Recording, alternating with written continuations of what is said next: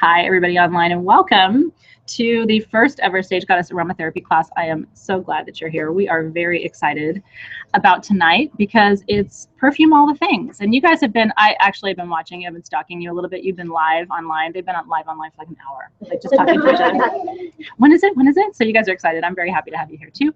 So we have a really fun group in the room. Just sort of, if I spun the screen around, you'd see them. And then we have you, a very fun group online. So I'm really excited to get started. What I was telling the group online in welcoming them was my intention for tonight. I set big goals, which makes life really stressful for me and my team. But my really big goal for tonight is I wanted this to be the most comprehensive class on essential oils and aromatherapy that I could possibly give you. And I want to talk to you about what that will mean. So you guys are here facing me this way, they're here facing me this way. So you're going to see me with you this way, and you're going to see me turn a little bit too, because I'm trying to meld all of you into one group. What I love is that we can have both. I mean, this is like, to me, this is the way of the future. And what I love too is that those of you who may not have ever come here or won't be able to come here for whatever reason, you live far away, I love that you can still experience this in real time, which is very cool. You will have this recording forever and ever, amen. So you will be able to come back to this. And here, if you're like me, when I'm like in the zone and I'm doing something I love, I want to pay attention. I don't want to be distracted. So, and I'm a teacher by training, so I'm going to give you a ton of information tonight. I apologize in advance, but I have note after note after note. So you can choose to take a bunch of notes. I would actually encourage you just to be present. And then if you want to watch it back later and transcribe things, you can do that too. You know what I mean? But kind of just receive. And so are there any, if there's questions online, let me know. There's a question in the room I'm going to answer, but I want to welcome you and tell you, I think tonight's going to be a lot of fun. We're here until 8 p.m. Might go a little bit over because I digress sometimes. This is also an active class. So you're going to be doing the things, not just listening to me talk about the things. So we'll see how timing lines up. But welcome, welcome. We've got Texas, Indiana in the house. We have people from outside the U.S., so I just want to welcome you to the class. Yes. So the question is on your notes. Yes. Can you get a PDF version of that as well? Okay, so question to you. I would love to give these to you. It's a little chicken scratchy. You know what I'm actually going to do, if you don't mind. I don't mind giving it to you in this form, but I'm going to hand this off to my team, I think, and have them make this pretty for you. And then I'll give you a typed PDF, which will take me probably till Wednesday of next week. But I think it'd be nice to give you a proper version. What I can do, why don't I do this? They're asking because I showed them this. Yeah. I'm old school, y'all, so I don't like PowerPoints and things. What I'm going to do is I'm going to take pictures of this with my phone and put it in the event page. Okay, so that way, at least if you want this right away, you have it, and then I'll put a cleaned up, pretty version for you into a PDF, and I'll get that to you next week. We don't have a photocopier, but a PDF will do. But I mean, taking pictures and just posting it, that way you'll have it right away. You know, I'll do it tonight, so you have the thing. It's just that my handwriting, I don't guarantee. It's not pretty. It's not calligraphy. These are my notes to myself, but I'm happy to share them with you. Do you guys online have questions that I can answer before we get started? You're very, very welcome. Shelly says, you always make things pretty, Athena. I do, except handwritten things. I can't make that pretty. That's not my skill set. By the way, we're going to talk about moon phases tonight. Tonight we are under a waning gibbous moon in Leo.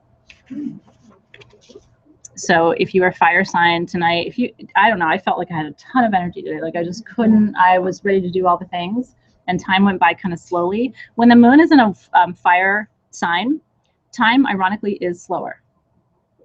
It kind of slows down, which makes you feel like you have more time to do things. So you'll notice that if the moon's in Sag, moon is in Leo, moon's in Aries, the time kind of slows down just a little bit. For me, when the moon is in a water sign, that's when I feel like I'm kind of losing my footing, but that's also because that's a slippery sign for the moon to be in. Okay, that's funny. Pamela says, I worked with doctors for 6 years, I can decipher. You're probably the only one who could read blah, blah, blah that's on my paper. Okay. Aw, well, welcome everybody. Okay, so tonight we're going to talk about a little bit of the history. I'm not going to go too far into it. There is a lot of history. what we're working with when we're working with perfume, this room's going to start to smell really good, and hopefully yours is too. We're working with one of the oldest arts in the world. This is old, my friends. And I can tell you that for my purposes, I feel like I've been doing this for a very long time, which might be like millennia.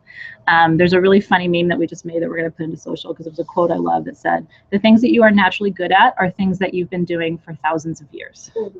And this is something I'm naturally good at, you know, and you have things that you're naturally good at. And I think those are just things that you brought into this lifetime.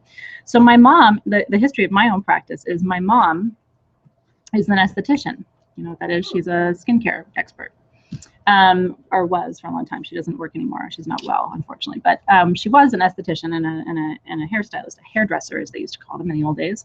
And so she had her own facial room in a little salon that she worked in. And she said, you know, I really want to go back and get really advanced training in aromatherapy. I was 16. And this was at the Dermal Institute in Carson, which is a local place here. Dermalogica is the company, if you've heard of them. Their skincare is okay. It has a lot of the SLS and chemicals in it that I personally don't put on my skin, but I mean, it's a good skincare line. And at the time, she was going through training with the Dermalogica Institute. Are you guys familiar with Dermalogica? Yeah. Okay, so and so they had aromatherapy sort of like modules that she was taking. And so at the time, I was able to join her as long as I paid the class fee. So I went and took these classes. And here were all these people, and they all wore white lab coats. I don't know why they wore white lab coats. It's really weird to me at the time. I'm like, do they? Okay. I was like, that's interesting. But when I got in there and I started playing with all the things, I had this overwhelming feeling of like, I already knew this. It was very strange to me. And I had already been playing with essential oils. In fact, Dea, if you own Dea from the Sage Goddess line, that's the first perfume I ever made. And I was a kid. I think I was 14 or 15 when I made Dea. Just playing around with essential oils. And I was truly entranced. In fact, I remember nothing from that class, because as soon as I started to smell things, my entire brain shut down. It was like I was having a sensory experience. And that's part of what I hope you experience tonight, is I want to transport you just a little bit. And I want to encourage you to think about essential oils as part of your medicine cabinet.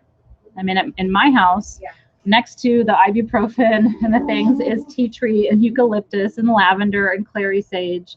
And my kids know, I mean, they smell lavender and they're like, who got burned? Who got cut? What's happening right now? Or they smell tea tree and they're like, who's got a, you know, skin thing? Because tea tree is really good. It's antifungal, antimicrobial, you know? So they smell those things. You can train your kids. They're like, oh God. But, you know, for them, it means something has happened and gone wrong. I haven't yet taught them the beautiful side of working with essential oils, you know? Other funny story. So that was my beginning, and it was instant love, and I've been working really closely with essential oils ever since. I will tell you, if you're new to either Sage Goddess or to aromatherapy, after working with essential oils, it's really hard to go back to department store stuff. I mean, there are certain companies. Jo Malone uses real essential oils in her perfume, so I'm kind of a fan. But I gravitate toward, if I do use a department store brand, I gravitate toward those who use the real thing. Unfortunately, that also means they're extremely expensive. So at this point, I really don't wear any department store perfumes. I like to work with essential oils. And there are days where I just want pure EO. You know what I mean? I don't even want to blend. I want to work with lavender, you know, or I just want to work with Palo Santo. There's days where I just want the purity of a single note. And that can also be for magical or metaphysical purposes too. So the other thing I was going to tell you that's interesting. So we support a white sage farm, which is how we create our white sage bundles here at Sage Goddess. So we make our own. We wrap our own in-house. We receive it fresh. And the people who own the white sage farm actually make their living by distilling white sage essential oil from their plants. The husband and wife team built his own distillery. I totally geeked out. I mean, I was like, and he's like, look, I mean, I have to wear boots to go in here. And like, I was like, I'll take my little dress off and put some weird pants on and boots. I just want to see your distillery. I don't want or what I have to do. It's like climbing over stuff to get into his distillery. And he actually did a fantastic job. The man who, from whom we buy all of our Palo Santo, we also support his family. He grows his own Palo Santo trees in Peru. He cuts the wood himself, and he built his own distillery to distill his own Palo Santo oil, which is what we use. So in a lot of cases, part of what I love is I know where these oils are coming from, and I really trust the source. My white sage person, he's adorable, you would love him. My white sage person, my dad's age, he's in his late 70s. One day he came to me and he goes, I have really good news. I was like, what was it? And he goes, we are certified organic. Oh. And I mean, he was like over the moon. This is a big deal for him. But he asked me, do you want to take a guess about who my biggest customers are for the white sage essential oil? Because I buy it by the ounce. White sage essential oil is very expensive, right? And I said, no, I'm curious. He said, I sell it by the gallon to Asia, to the Asian countries, by the gallon. And he said, because in some of the Asian countries, what they're discovering is that it's really good for aging skin. And so they're starting to create anti-aging products with white sage essential oil, and they're in the development stages. So I have a feeling we're going to be seeing this stuff kind of come down the pike a little bit, but and God knows what that's going to do for the cost of white sage. But I was fascinated, right? Like, who's buying this by the gallon? Who buys by the gallon? What do you do with that stuff? Sage Goddess doesn't buy it by the gallon. Who's doing what with that? Okay. So a couple things I want to tell you in general. Essential oils are rare. When you use them, I want you to have reverence for what they mean. I shared with the perfumery group, I did a little live thing yesterday, and I did a little pop quiz. You may not have seen it. Welcome. Did you guys see that? Did you hear me talk about the number of petals per ounce? Yeah? Oh, here's a seat back here for you, or we can transfer all that stuff right over to you. It takes more than 1,000 pounds of petals, jasmine petals, to make 1 ounce of essential oil. When you think about it, not individual petals, pounds of petals. Now that's going to make you, a little bit more than this of pure rose or jasmine essential oil. And I tell you that just to give you a little bit of appreciation for what that means. Frangipani, which I'm in the process of importing right now. Do you know what frangipani is? It's plumeria, essential oil, not fragrance, essential oil. Do you ever go to Hawaii and just get off the plane or you live in Hawaii and I'm jealous of you and I don't want to hear about it right now? So you open your window and that's what you smell in the morning. Think about how many trees. I mean, maybe you go to Hawaii and there's a big mature tree and maybe it has 200 or 300, flowers on it. So then people come to me and they're like, how is it possible that these oils are thousands and thousands and thousands of dollars per ounce? But you think about not just how many petals, but the distillation process, which is extremely difficult. And they do have major distilleries in India, different parts of the world where essential oils are a big part of their industry, right? So anyway, I'm giving you a little backstory just to kind of ground this. We're going to talk a little bit about the history of essential oils and sort of how it began. And I'm going to do the honey badger version because we don't have a lot of time. Distillation just a little bit so you understand the different kinds of distillation processes, because there's different ways to get an essential oil to you when we're starting with the raw flower. We're going to talk about the difference between essential oils and carrier oils tonight, just very, very briefly. We're also going to talk about fragrance oils a little bit. I'm going to talk to you about this magical blending pyramid. This is my version of what you may have seen online with all my notes and chicken scratch, but I will get that to you. Bless you. And then we're going to talk about when to make perfume moon phases. Like I said, we are under a waxing gibbous moon, waning gibbous moon in Leo. And then I'm going to talk about gemstones and crystals and how to actually charge your perfume for a specific intention or purpose. Waning gibbous moon means that we are closing things out and cleaning things up. Closing up, cleaning out. That can be cleaning out your closet. That can be cleaning out your relationship. That can be cleaning out your body. But I want you to think about, now, if you're going to make it tonight, it has to be within that energy. Does that make sense? So tonight you're not going to make a manifestation blend. I would encourage you not to do that. And even here at Sage Goddess, we make by phase. So, a lot of people say, well, why don't you have Morgana in stock right now? Well, Morgana doesn't just appear when we say appear. Morgana has to, maybe she does for you. She doesn't for me. We have to do things at the proper moon phases if we do this right. And gemstones are an important part of that too. summon too? Like, Summon you can't too. just like create summon like No, out of nowhere. not It you. has You to can't. be, right? You can't. Yeah. And I mean, now that I have a team of people who work with me, this is an educational process too. You know, it's like not everybody knows automatically about moon phases. Fortunately, the person who's in charge of design here at Sage Goddess, who works with me, he doesn't necessarily make the perfumes, but he works with me on the perfumes, and he's an alchemist. So I don't have to teach him about moon phases. He knows all of that. But it's an important part of our process, just in terms of thinking about these things, because there's something called magical correspondences. You've heard me use that phrase before.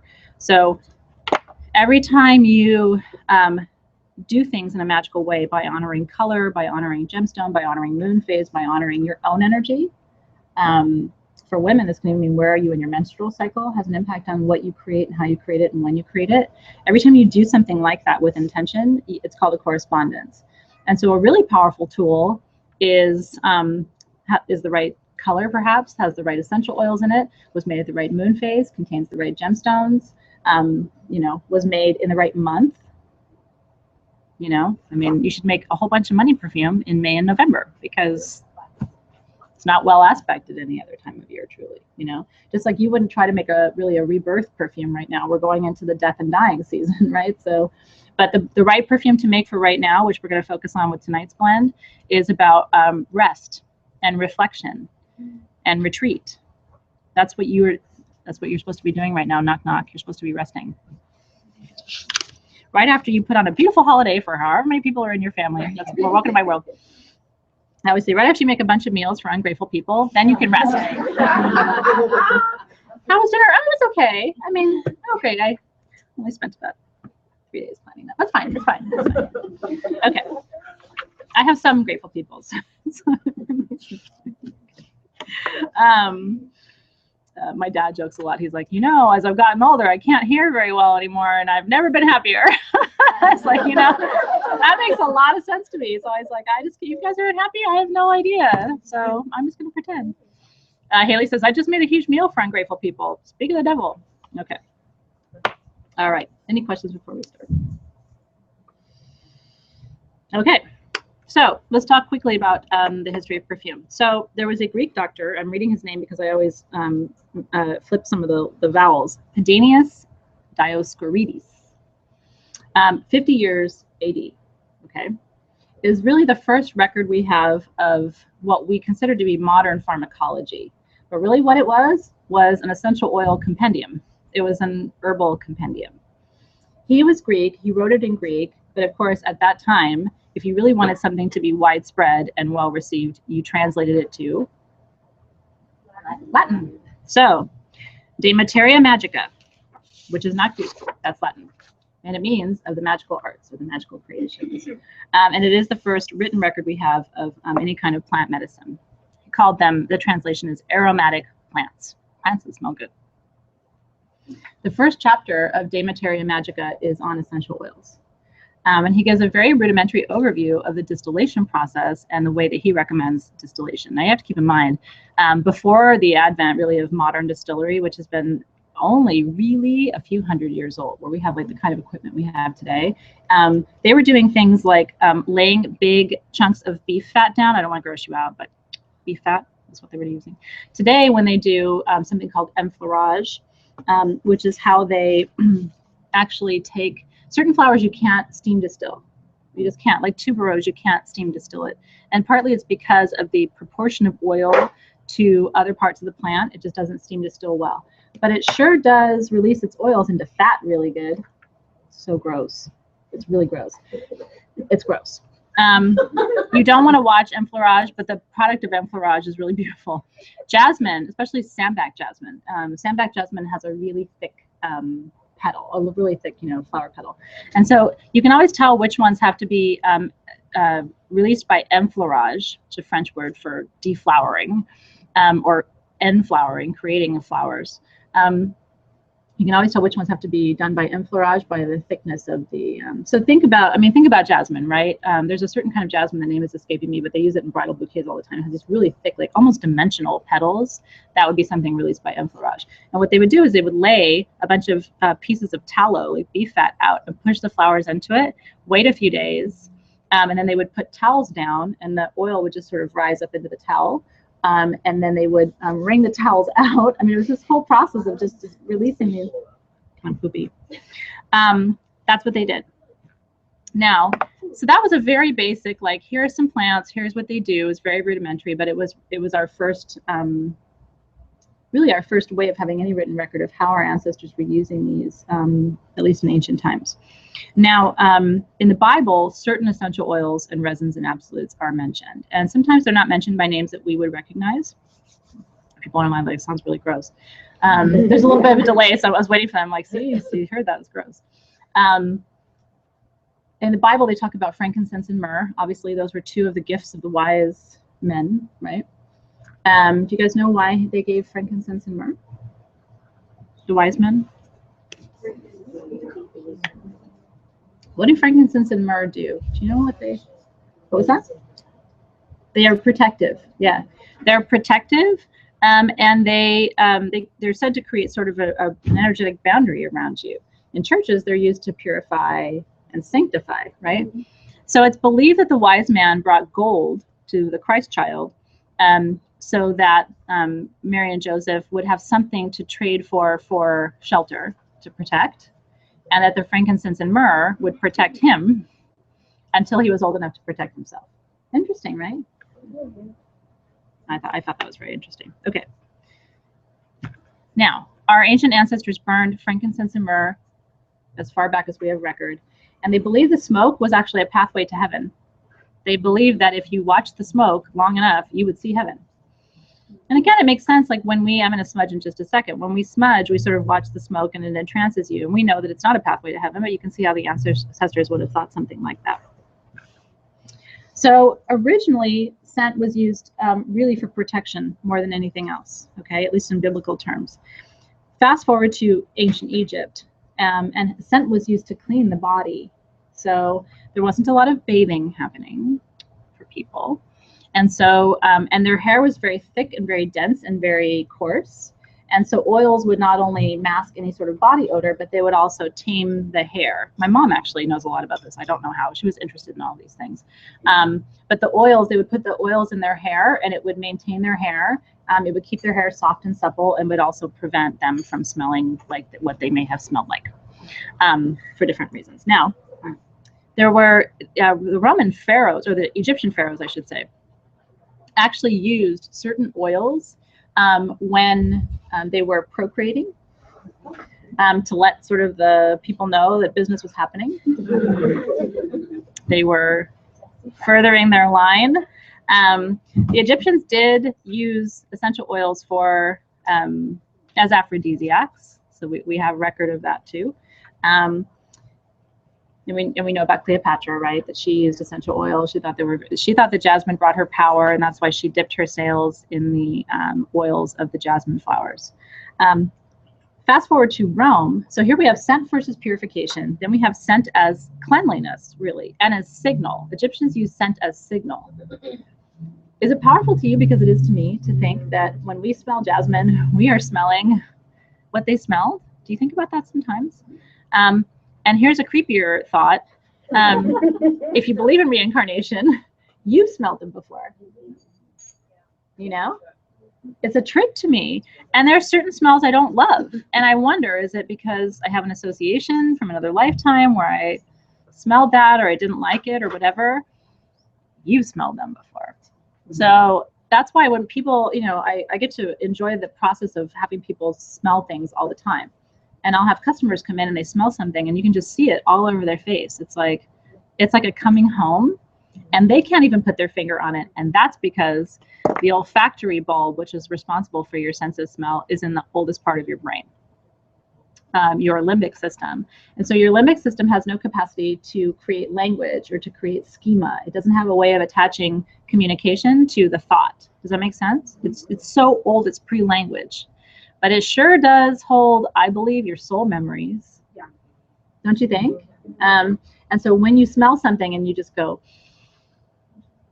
which again, I get to enjoy that experience a lot, watching people from all over the world connect to scent. That is the oldest part of who you are, saying, I remember that. I also believe spirits communicate in scent. On this note, after my grandmother passed away, the most powerful experience I've ever had with a spirit was this. And it was a little scary, to be honest, because when something like this happens and somebody else is there to witness it too, there's no denying it. Sort of like it wasn't in my head. So my mom and I are night owls, and my grandmother had passed away a couple of months before. This was 22 or 23 years ago, maybe now that my grandmother's been gone. Seems like yesterday. We were up late one night, and my mom and I weren't talking about her. The TV was on, as it usually was, and she was knitting, and I don't know, we're just like sort of multitasking. We weren't talking to each other, but it was late. And all of a sudden, the whole room filled, no joke, with her scent. Which her scent isn't like it's a perfume. You know how people just have a smell? And it's not like it's really, I couldn't spray it and make it, but you know it. In fact, I smell it a little bit now, which is really strange. The whole room, as if you took a perfume bottle and sprayed it 100 times. Okay. And so I instantly looked up, like, let's pretend you're my mom. And it was like this. And she was looking at me and she was like, do you smell that? And I'm like, I do smell it. And then both of us, like, we didn't keep talking. We just were like looking around the rooms. I think we thought she was going to just manifest. Like, what's going to happen, right? And like that, it was gone. Oh, nothing. I mean, it was like, how does that happen? I mean, there's no explanation for that. A whole room fills with a scent. If anything was sprayed or burned or anything, it would linger for a little while. It was gone. So good. So I do think the spirits communicate that way. So the Egyptians use it as cleansing and as signal. Who took over after the Egyptians? The Romans, right? Okay. In Rome, scent was power. And so Julius Caesar used labdanum, which is a key ingredient in hither. When you smell hither, that you are smelling Julius Caesar. Is that the coolest thing? I know, right? Did you know that it was forbidden to wear a rock rose in the Roman Republic? Because it was Julius Caesar. And Caesar wanted people to know, when you smell that smell, that Caesar was there. Now, here's what he didn't think about. Rock rose stains your skin, your clothes, your hair. I always tell people, like, gosh, if you hate hither, I'm really sorry, because that means you put it on, and if you hate it, you're not getting that off. Hither lasts and lasts and lasts and lasts. Fortunately, most people like it. It's a very similar sort of resin to amber, which Marie Antoinette wore. And if you go to Marie Antoinette's bedroom in her palace, even to this day, you can still smell it on her clothes. You open a drawer, it's in the drawers, it's everywhere. How long ago was that? Quite a long time ago. Okay, so again, if you don't like amber, don't do it. Now, old amber was whale parts. Okay, so it's illegal to harvest amber in the way that it would have been harvested in the time of Marie Antoinette. But anyway, if you are wearing heather, you're wearing Julius Caesar's perfume.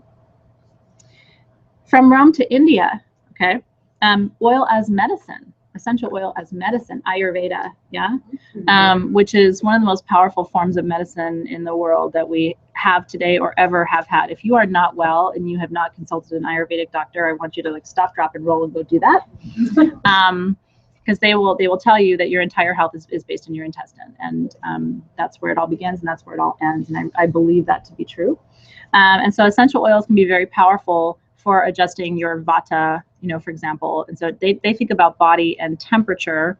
And so certain oils will facilitate digestion or hinder digestion or raise your body temperature or lower your body temperature. And so that has to do with the energy flow in your body and also, of course, your health. And then fast forward to Europe. Europe is Europe and the United States, we're the babies when it comes to aromatherapy. Like, we're barely walking, we're toddlers, okay, compared to the rest of the world. Europe got a hold of it and found out that it did something really good for the plague. Okay, that if you inhaled lavender, for example, even today, if you're not feeling well, it sounds gross, but with my kids, I'll stick my pinky finger in lavender oil and just inside their nose, just a little bit. Will keep them from getting a cold. Do the same thing for people who were taking care of the dead during the period of the Black Plague. So today, fast forward from that to today, I don't know what you think. I mean, oil as what? I think we think of essential oil as beauty. I think in our country, at least, I think we think of essential oil as beauty. It's a little more superficial here. In other countries, it's considered much more serious and much more important for your health. One of the things I really want to reinforce to you is that some essential oils are safe and some are not. If you are expecting, there are certain essential oils you should not work with. This is a very quick list, but it's. I also want to make sure that I told you which ones were safe or unsafe from the ones that I have here, just because I never know who's doing what. And people ask me all the time, because I've had 2 children successfully. So far it's successful. I don't know. Who knows where they're going, but I've gotten them this far. People have asked me what I did when I was pregnant, and I tell them the truth, which is very little. I was one of those people, did not drink, although with Zoe toward the very end, I had a glass of wine a week because I was losing my mind. I had a toddler, and I was 8 months pregnant, and I was big as a house. So, you need to have I needed a little wine. This much. So don't think badly of me. I had a little tiny bit once a week, but I looked forward to it a little bit. But no alcohol, certainly no drugs, no smoking. I've never really been a smoker. I didn't even use facial products. I didn't use lotions. I didn't use and I'm still worried, frankly, you guys. I mean, I'm worried about our food. I'm worried about our cosmetics. I'm worried about everything. And you can't go crazy, but I can tell you that I'm looking for certain ingredients in my skincare, at least. I won't use shampoo or conditioner, for example, that has sulfates. I don't want SLS, which is also a sulfate. Here in our soap, here at Sage Goddess, we don't put it in our soap. Now, sometimes that means you don't get as nice a lather, but I'd rather not have a great lather. Do you know what I mean? I just would rather. Now, here's the thing. It's more expensive to create products without the sulfates. Frankly, it just is. I hope in our lifetime it won't be, that people will just say, I'm not using sulfates anymore, and they'll put their foot down and they're not going to agree to it. A lot of fragrance oils used to contain something called phthalates, which is a very dangerous chemical. They really don't anymore. In fact, everybody that Sage Goddess purchases from all says phthalate free, and because they already anticipate the question. Do you know what I mean? They don't even want to mess around with any of that. So at least with regard to our products, we stand by all of that. Here are some essential oils not to use. Now, I did make myself a nice stretch mark oil, and I've told people this. My secret to not getting stretch marks was very fortunate, partly good DNA. The other thing is I took a bath every night, and I had a dropper by my bathtub, and I put carrot seed oil, lavender oil. I put rose in there, rose hip seed, and that just lubricated my skin. And so I made sure the water covered my belly, which got really hard toward the end. Leave that to your imagination.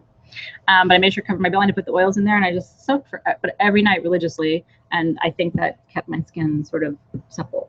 Yeah. But rosehip seed and carrot seed oil are so good for your skin. I mean, it's nice to have it smell nice, but you don't even have to do that. In fact, I would just, if I were you, I don't sell this, but you can get it on Amazon.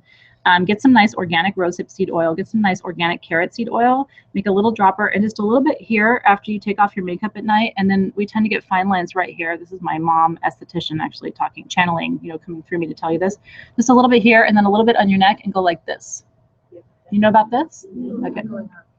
Women in their 40s, we have to think about this. Women in our 50s and 60s, we have to think about this. But anyway, that will really help you with fine lines and wrinkles. You'll be amazed. Fractionated coconut oil, also really nice for your skin. And where I'm sort of ahead of myself because I'm talking about carrier oils with you right now, but I wanted to anyway. Those are some that I really like. I use jojoba for perfume for a couple of reasons. First of all, it is unscented, so it's not going to hijack your perfume and make it smell like something that you didn't intend. Do you know what I mean? Second of all, it's stable. It has a nice long shelf life. So like Sage Goddess perfumes are good anywhere from about 2 to 6 years, technically. I know. So I like it. And they usually don't last that long because they're in small bottles. So sweet almond is a nice carrier oil, but man, when it goes rancid, and it goes rancid fast, there's nothing more gross. Nothing more gross. I was in a store once where they were like roll-on testers, and I was like, ooh, sweet almond oil. You can refrigerate sweet almond oil to make it last longer, but who likes a cold perfume? I don't, and so I don't use it. So everybody asks me, why do you use jojoba perfume or carrier oil? And that's why. Why do I apply it for? Haley clarified for me so I can answer your question. She said, why do you apply it like that? Why on your neck? Because as you get older, this gets weird. It just gets a little weird. It's a little tricky. Yep. And so what you want to do when every time you wash your face, you want to be washing up. because gravity's pulling you this way, and you want to pull you this way. Stimulates too. It looks weird. My kids make fun of me. You know, they're always like, "That's what I'm doing." Right? Yeah. It brings all of it. It cleans the lymph nodes too, because you can do like a lymphatic massage to sort of clean out and remove toxins from your lymph nodes, and that's why you do it. Line cream. So Jamie was asking about line cream. It's not a cream actually. It's just a serum. So carrot seed oil plus rosehip seed oil plus any essential oils you like, but lavender and rose are really nice for the skin. You can put a little jasmine in there too, unless you're pregnant. And then that's a nice blend. There are essential oils that will start your labor, which is how they did things in the old days when they didn't want to, you know, that was like a morning after pill for the essential oils, okay? So the no oils while you're pregnant, please don't use basil.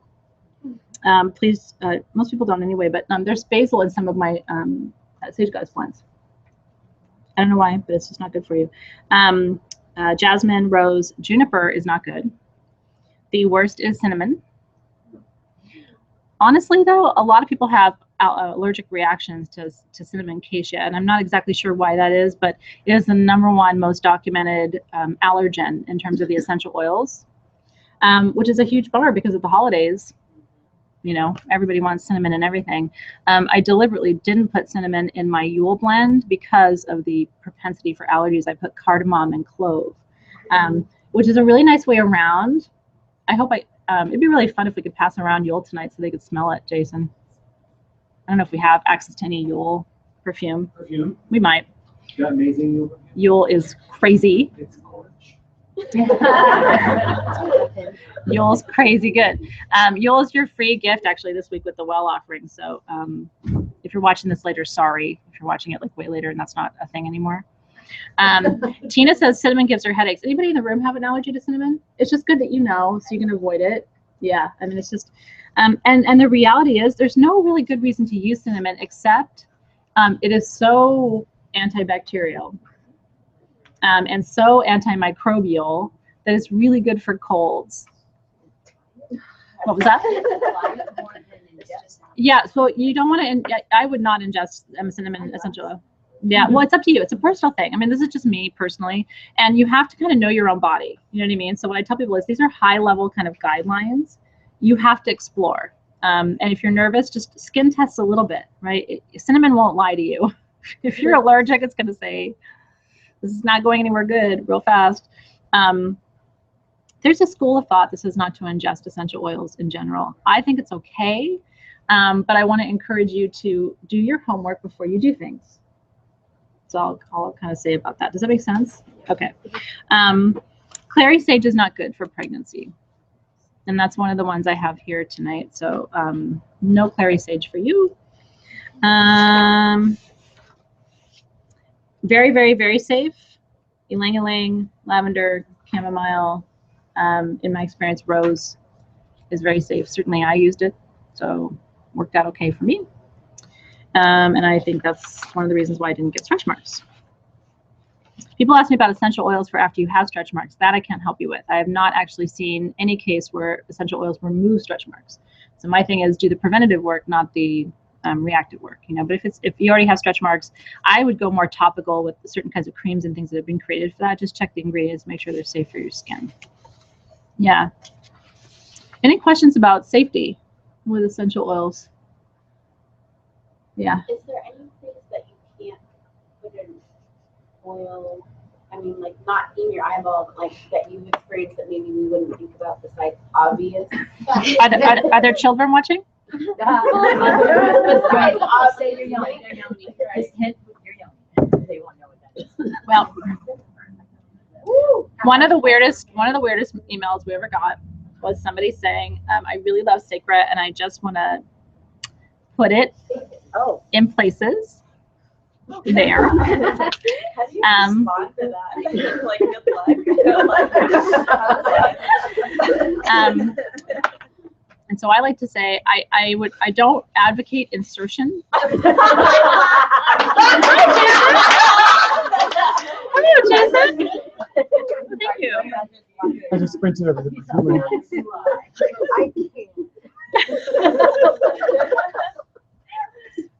I'm gonna pass you around. Don't get distracted though. Okay. Okay. Don't insert oils. I'm sorry, but that question did come up, and so all I said was I don't know. I mean, I personally don't do that. I will say coconut oil is okay for that. If that's like a thing for you, you can use it as a lubricant for your skin and other things too. External use only. And moving on. That goes nowhere good, is what we have figured out here at Sage Goes. That conversation goes nowhere good. Okay. Any other questions? That was really helpful. And questions online too. I see you. Oh, and there's a question here from Michelle about oils for acne. So we'll come back to that. Yes. Citrus oils can make you have a sunburn worse than just being on the sun. They sure can. It's photosensitive. Yes. I've been burned. Yes. I had an oil on that had bergamot in it. Yep. And I didn't know it was in a blend, not yours. Mm-hmm. It wasn't in Mm-hmm. yours. Mm-hmm. And I got the sunburn of my life. Yeah. And it eventually healed. But anything citrus, Yeah. you don't want to put it on skin that's going to be exposed to the sun ever. I'm going to say online what she just said, which is the photosensitivity of the citrus family, which includes bergamot, lemon, orange, tangerine, blood orange, grapefruit. What am I missing? Lime. You don't want to put that on and go lay in the sun because it will burn. That's why, it's a good reminder. And Elisa asked, is peppermint dangerous to use around kids? I hope not, because I use it with mine. But peppermint I use sometimes if the kids are kind of draggy in the morning. My kids are dragging in the morning because they're night owls. Trees, apples and trees thing. So when they're draggy, I just have the little bottle and they just sniff it and it sort of, wakes you up a little bit. It's a little bit of a zing in the morning. Then I use lavender to help them rest and relax and go to bed. Although now they hate lavender because they smell it and they're like, I'm not tired. You're working magic on me. Okay, so Michelle was asking about acne. Yes, tea tree is my favorite. Clary sage is good for acne too, actually. It's good for aging too. So if you wanted to make a little blend, you could put some tea tree with some clary sage and just a little bit on your pimples. It's really good. It's very clarifying. Wouldn't hurt to put lavender in there. Could even put a tiny bit of eucalyptus or rosemary in there, unless you're pregnant. Yeah, I would mix them all together.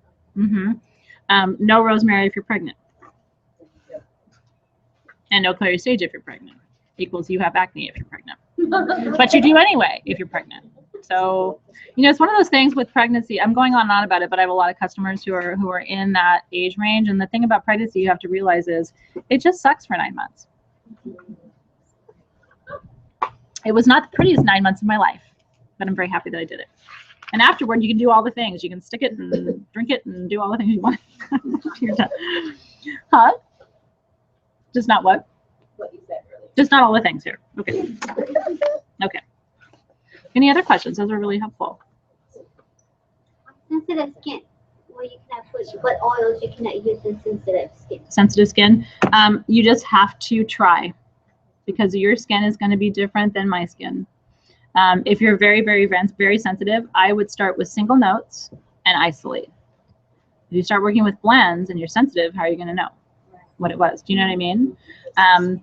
The good thing about essential oils, and Melanie asked about oil of oregano, so I'll come back to that too, because that's a good internal for colds and flus. Really, really, really good. A lot of people are sensitive, but the good news is you're working with a plant. You know what I mean? Like you have to remember these are I believe we were given essential oils to heal ourselves, much like we were given plants. My friends who are from the Amazon, who are shaman, who talk about the fact that they, one of my very good friends is a shaman and his mom lives here. And every time she goes down to Peru, everybody there, she'll have her bottle of Advil and they just like slap it out of her hand and they're like, what are you doing? You're in the pharmacy now. We have coca leaves. What are you doing? What's wrong with you? Put that away. Like that stuff will kill you. Whereas we're up here going, that stuff in the jungle, it's going to kill you. So I really do believe that the plants and the essential oils are here to heal us. I really do. Do we have to be careful? Yes. And if your grandmothers were in this room and your great-grandmothers were in this room, they'd be telling you all kinds of stuff. I mean, I wish that we had the wisdom, don't you, of our great-grandmothers. And my grandmother was distilling essential oils and stuff in her kitchen. My dad has memories of that as a little boy. He always laughs and says, like, I can't believe you do this for a living, because your grandmother would just be like, of course. Like, it was, but she was doing an oil pull with rose petals. That's how she was doing. I mean, they had no nothing, right? It was wartime too. So she was just putting oils, rose petals in oil, or putting them on fat and doing sort of an enfleurage. I want Yes, to backtrack to the acne. please. So the acne, of course, is oil. Uh-huh. So we're putting essential oils Mhm. as well. So that's my question. Uh-huh. Yeah, get it. Yeah, Oil is actually very that's right. Yeah. So this is the thing. A lot of people come to me and they're like, I'm in my 30s. I have acne. important. Or 40s. No, but stay with this for a minute. But they're like, but I'm starting to wrinkle. But I've got acne. What do I do? And they're trying to dry their skin out all day long. I mean, they're trying to use astringents and really strong toners. I'm not a toner person, I must tell you. If you are, good for you. I just it doesn't work for me. I've actually found that hydrating my skin with oils is the way that I cleared up my skin. Right. But it's ironic. So, but essential oils are not sebum. Jojoba, interestingly, mimics sebum. It's the closest to your skin's natural hair and skin oils that you can get. That's why it's really good for your hair. Argan, too, is a really close mimic to sebum. Argan, have you guys used argan for your hair? Oh, yeah. People always ask me how my hair is so long, doesn't break. Argan oil. Done. Done and done. And they have shampoos now with argan oil in them, too. Go get one. What does? There are shampoos with argan oil. I travel with my bottles. Can't be without it. We actually have an argan jasmine blend, pure jasmine blend that we sell as a serum for the ends of your hair. But do you know who buys my argan blend with jasmine? Gymnasts. You know what it does for their hands? It heals all those things. Gone. I mean, and I've had some. It's like I'm big in the gymnast community. It's really weird, but I am. And so, like, they post pictures and stuff of their hands, like, because their hands are destroyed. And some of them are young girls with like completely destroyed hands, gone. All that with argan, healed completely. So argan's a big healer if you have rosacea and eczema and some of those things. So the way you use oils in your hair, and again, this might sound counterintuitive. You never want to put oils here. Okay, nothing here. Like, think about the width of your hand on top of your head, nothing there. You shouldn't even be shampooing there. You should be doing nothing there. Nothing goes here. Work with your hair from here down. Otherwise, you're going to strip your hair of its natural oils. And I only wash my hair once a week, so that should be as much as you wash your hair too. If you want to grow your hair, if you're not trying to grow your hair, you can wash it all day long if you want. But then you just put a little bit of the oil in your hands. Essential oil is great for your hair, and then you just sort of like through your ends. It's so good for you. So anyway, I think our serum is called Shine. I don't even know if we have any in stock right now. I shouldn't even be talking about it without telling you that. But you can make your own. I mean, I'm here teaching you how to make the things. Get some argan oil, find a blend that you love, and go home and make it. And put it in a dropper for yourself, and that can be something that you do. Yes. With the acne, would you do the pure EOS, or would you put pure? I still like to use a carrier. Jojoba might be a little too strong for somebody who's got active acne. So you might experiment. Maybe just a little tiny bit of lavender, a little tiny bit of tea tree right on the pimple. You don't want to, don't go crazy with it, but you might just experiment just a little bit. And then if you want to use a carrier oil for that, I think a rosehip seed is really nice. And you'll be amazed at the texture. It's not what you think. One of my friends has the most beautiful skin I've ever seen in my whole life. Her secret, rosehip seed oil. And my brother, who is 11 years older than I am, has the most amazing skin I've ever seen. His secret is he's a raw vegan. And he was not a raw vegan always. He was aging very badly. Bad genes in my family for aging, by the way. He looks like he's 35. Unbelievable transformation. So, I'm not advocating that. I'm not vegan. I really like meat. Greeks will say, if you're vegan, oh, that's okay, I'll make you lamb. We just don't know what to do with people who are vegan. We just don't know. But so I'm not vegan, but I will tell you, I've seen a case study in my brother of the effects of taking animal products out of your diet, and especially dairy. Dairy makes ugly skin. It sure does. If you really want to fix your health right away, there's 2 tricks I learned from a friend of mine, and I'm digressing a little bit, but we'll get back to focus here. This is why I told you to go over a little bit. Are you guys okay with this? So we should avoid how things. Okay. It's fun, right? I mean, it's like Q&A for all the health. No. We'll play soon, so you stay tuned. If you have ADHD, just give me a minute. I'll be right back. Coming back. 2 tricks she told me for almost instant weight loss. You ready? Yes. The dairy. Cut out dairy, cut out chicken. Yep. Are you ready? No joke. No joke. It has done it for me. I instantly lost pounds between that and clearing out my house of all the clutter. I swear to God. And I wasn't doing anything else. I changed nothing. And I'm not counting calories or anything. Take chicken out of your diet because even if it's organic, she's an agro-journalist. Okay, so I trust her. Even if they say it's organic, they're still putting growth hormones in your chicken. Guess what growth hormones do to chickens? Guess what growth hormones do to you? And it gives boys boobs. And all kinds of things that nobody wants. I need carbs. I'm Greek. We need bread. Bread is a food group to Greeks. We sure love a good bread. You're not taking bread away from me. No chicken, no dairy. You will lose 5 pounds like overnight, and you'll come back to me and go, "I lost 5 pounds overnight."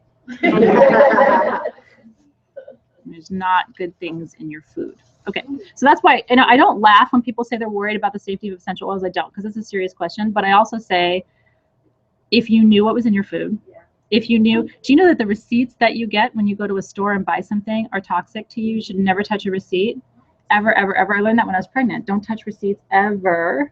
They're the most toxic chemicals. And then you touch a receipt, and then what do? Because you're not thinking about a receipt. Anyway, you can make yourself nuts. Here's my rule. I don't want you to make yourself nuts. Just be careful and start to educate yourself. Conversations like this are really, really helpful. I almost wish, with all the weird, ridiculous stuff I see in the news, I almost wish there was more conversations about stuff like this, like how to protect yourself, how to improve your health, and like quick, easy tips, because I'm not going to go raw vegan, neither are you. But you can cut out chicken and dairy, and then you can make sure there's no sulfates in your shampoo, like just kind of quick, easy things you can do that guarantee you're going to extend your life and make you healthier. And if you lose a few pounds, you're going to extend your life. And that's just like the short and simple of it. Crystal said she will mourn the loss of cheese. I do. But you know what? Goat cheese. I eat goat cheese all day long. Goat cheese ice cream. If you haven't tried it, you're missing out. With balsamic and honey. Another class. Yep. Kind of back on topic, but thank you. Just in the safety that if somebody uses an essential oil and it irritates their skin, yep, wash it, put a carrier oil on it. Okay. I like that. Yeah. Yeah. I've used milk, but yes, the carrier oil is good too. Yeah. So if you're having an active allergic reaction, this is helpful. Lisa was saying that she puts a carrier oil on it right away to dilute it rather than washing it off, which will actually spread the EO. I've always used milk, but you can do either one. If you don't have a carrier oil at your disposal, in other words, just go to the fridge and grab milk and rinse it off. Yeah.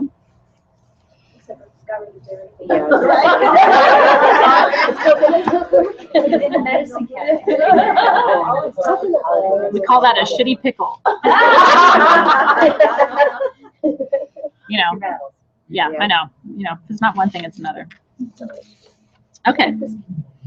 Distillation. I'm going to go very quickly through the rest of my notes because I want to get to the fun part. This is fun. This is fun for me. I'm an information hound. I just want to know all the things. Distillation is the most common method of extracting essential oils through steam. And so what they do is they basically release a bunch of steam with the plants, and then they extract everything out. So there's obviously the water, the vapor turns to water. The oils rise to the top. They skim the oils off, and that's how you have essential oil. Does that make sense? So that is the easiest and best way to do it. And it's really not hard to create a distillery. I don't have a distillery because it's not that easy. My husband isn't handy, so that's probably partly why I don't have that. It's not a good use of his time. If you have a handy husband, though, there you can go on YouTube and like look up DIY distilleries and things like that. It's a lot of work. The way my grandmother did it was with jars of olive oil, which they had olives growing in Greece, and so they would put the petals in, let it sit for a long, long time. It's not going to smell great. You can actually play. Like my daughter really wanted to try to make perfume one time, so we took olive oil and a little bit of jojoba, warmed it very slowly on the stove. We picked a bunch of rose petals and jasmine petals and stuff. She just wanted to see. She's like, I just want to see, and let it warm for I think it was like 4 or 6 hours, and then and then kind of left it. And later in the day came, and you could smell it. It wasn't. That's not going to be a great perfume. You know what I mean? It's not going to be strong, but it was a fun experiment. And can we distill? Can we sort of it's almost an enfleurage, using a fat to raise the oils out of the flower petals. At least his husband has made a distillery, it sounds like. Lucky girl. I wouldn't have it in my world. Expression is cold press. And you do a lot of cold press with citrus, for example, where you like puncture and push the rind to release a lot of the oils. So cold press you tend to hear about with olives, with citrus, you know what I mean? More fruits and usually fruits and things like olives where you're going to push into the skin and release the oils from there. Any questions about methods of distillation? So Yes. just, I mean, like the whole about being concerned about our food. To some extent, should we be concerned about like, the marketing behind essential oils? So you could say that it's pure, but Yeah. you don't necessarily know that that's the truth, right? Yes and no. In my experience, when they say it's a pure essential oil, I've never actually seen a case where it wasn't, you know, upon pushing and exploring and stuff. I'm also picky about where I get oils from. So I think if you go with a reputable company, doTERRA is really good, or Acacia is really good. I think if you go with a reputable company, I don't know what you guys think, but I tend to feel pretty confident and pretty comfortable because they have their own rigorous standards that they go by. You're talking about just making sure that you have what people say you have with a fragrance oil or an essential oil. There are fragrance oils. So some things are not available as essential oils, like I was going to say honeysuckle, but we're actually importing honeysuckle oil as I speak, essential oil. I know. There's new things coming to Sage Goddess in 2017. I'm not going to talk about it because it'll drive you crazy. But I wanted honeysuckle, and for the longest time could not find it. Finally found a source that's distilling pure honeysuckle essential oil. But there are certain flowers that they just don't distill, or it's very difficult to distill. And so fragrance oils, there are grades of fragrance oils. And so there are bad fragrance oils. Sorry to say it, but that's what you get in like a Bath and Body Works.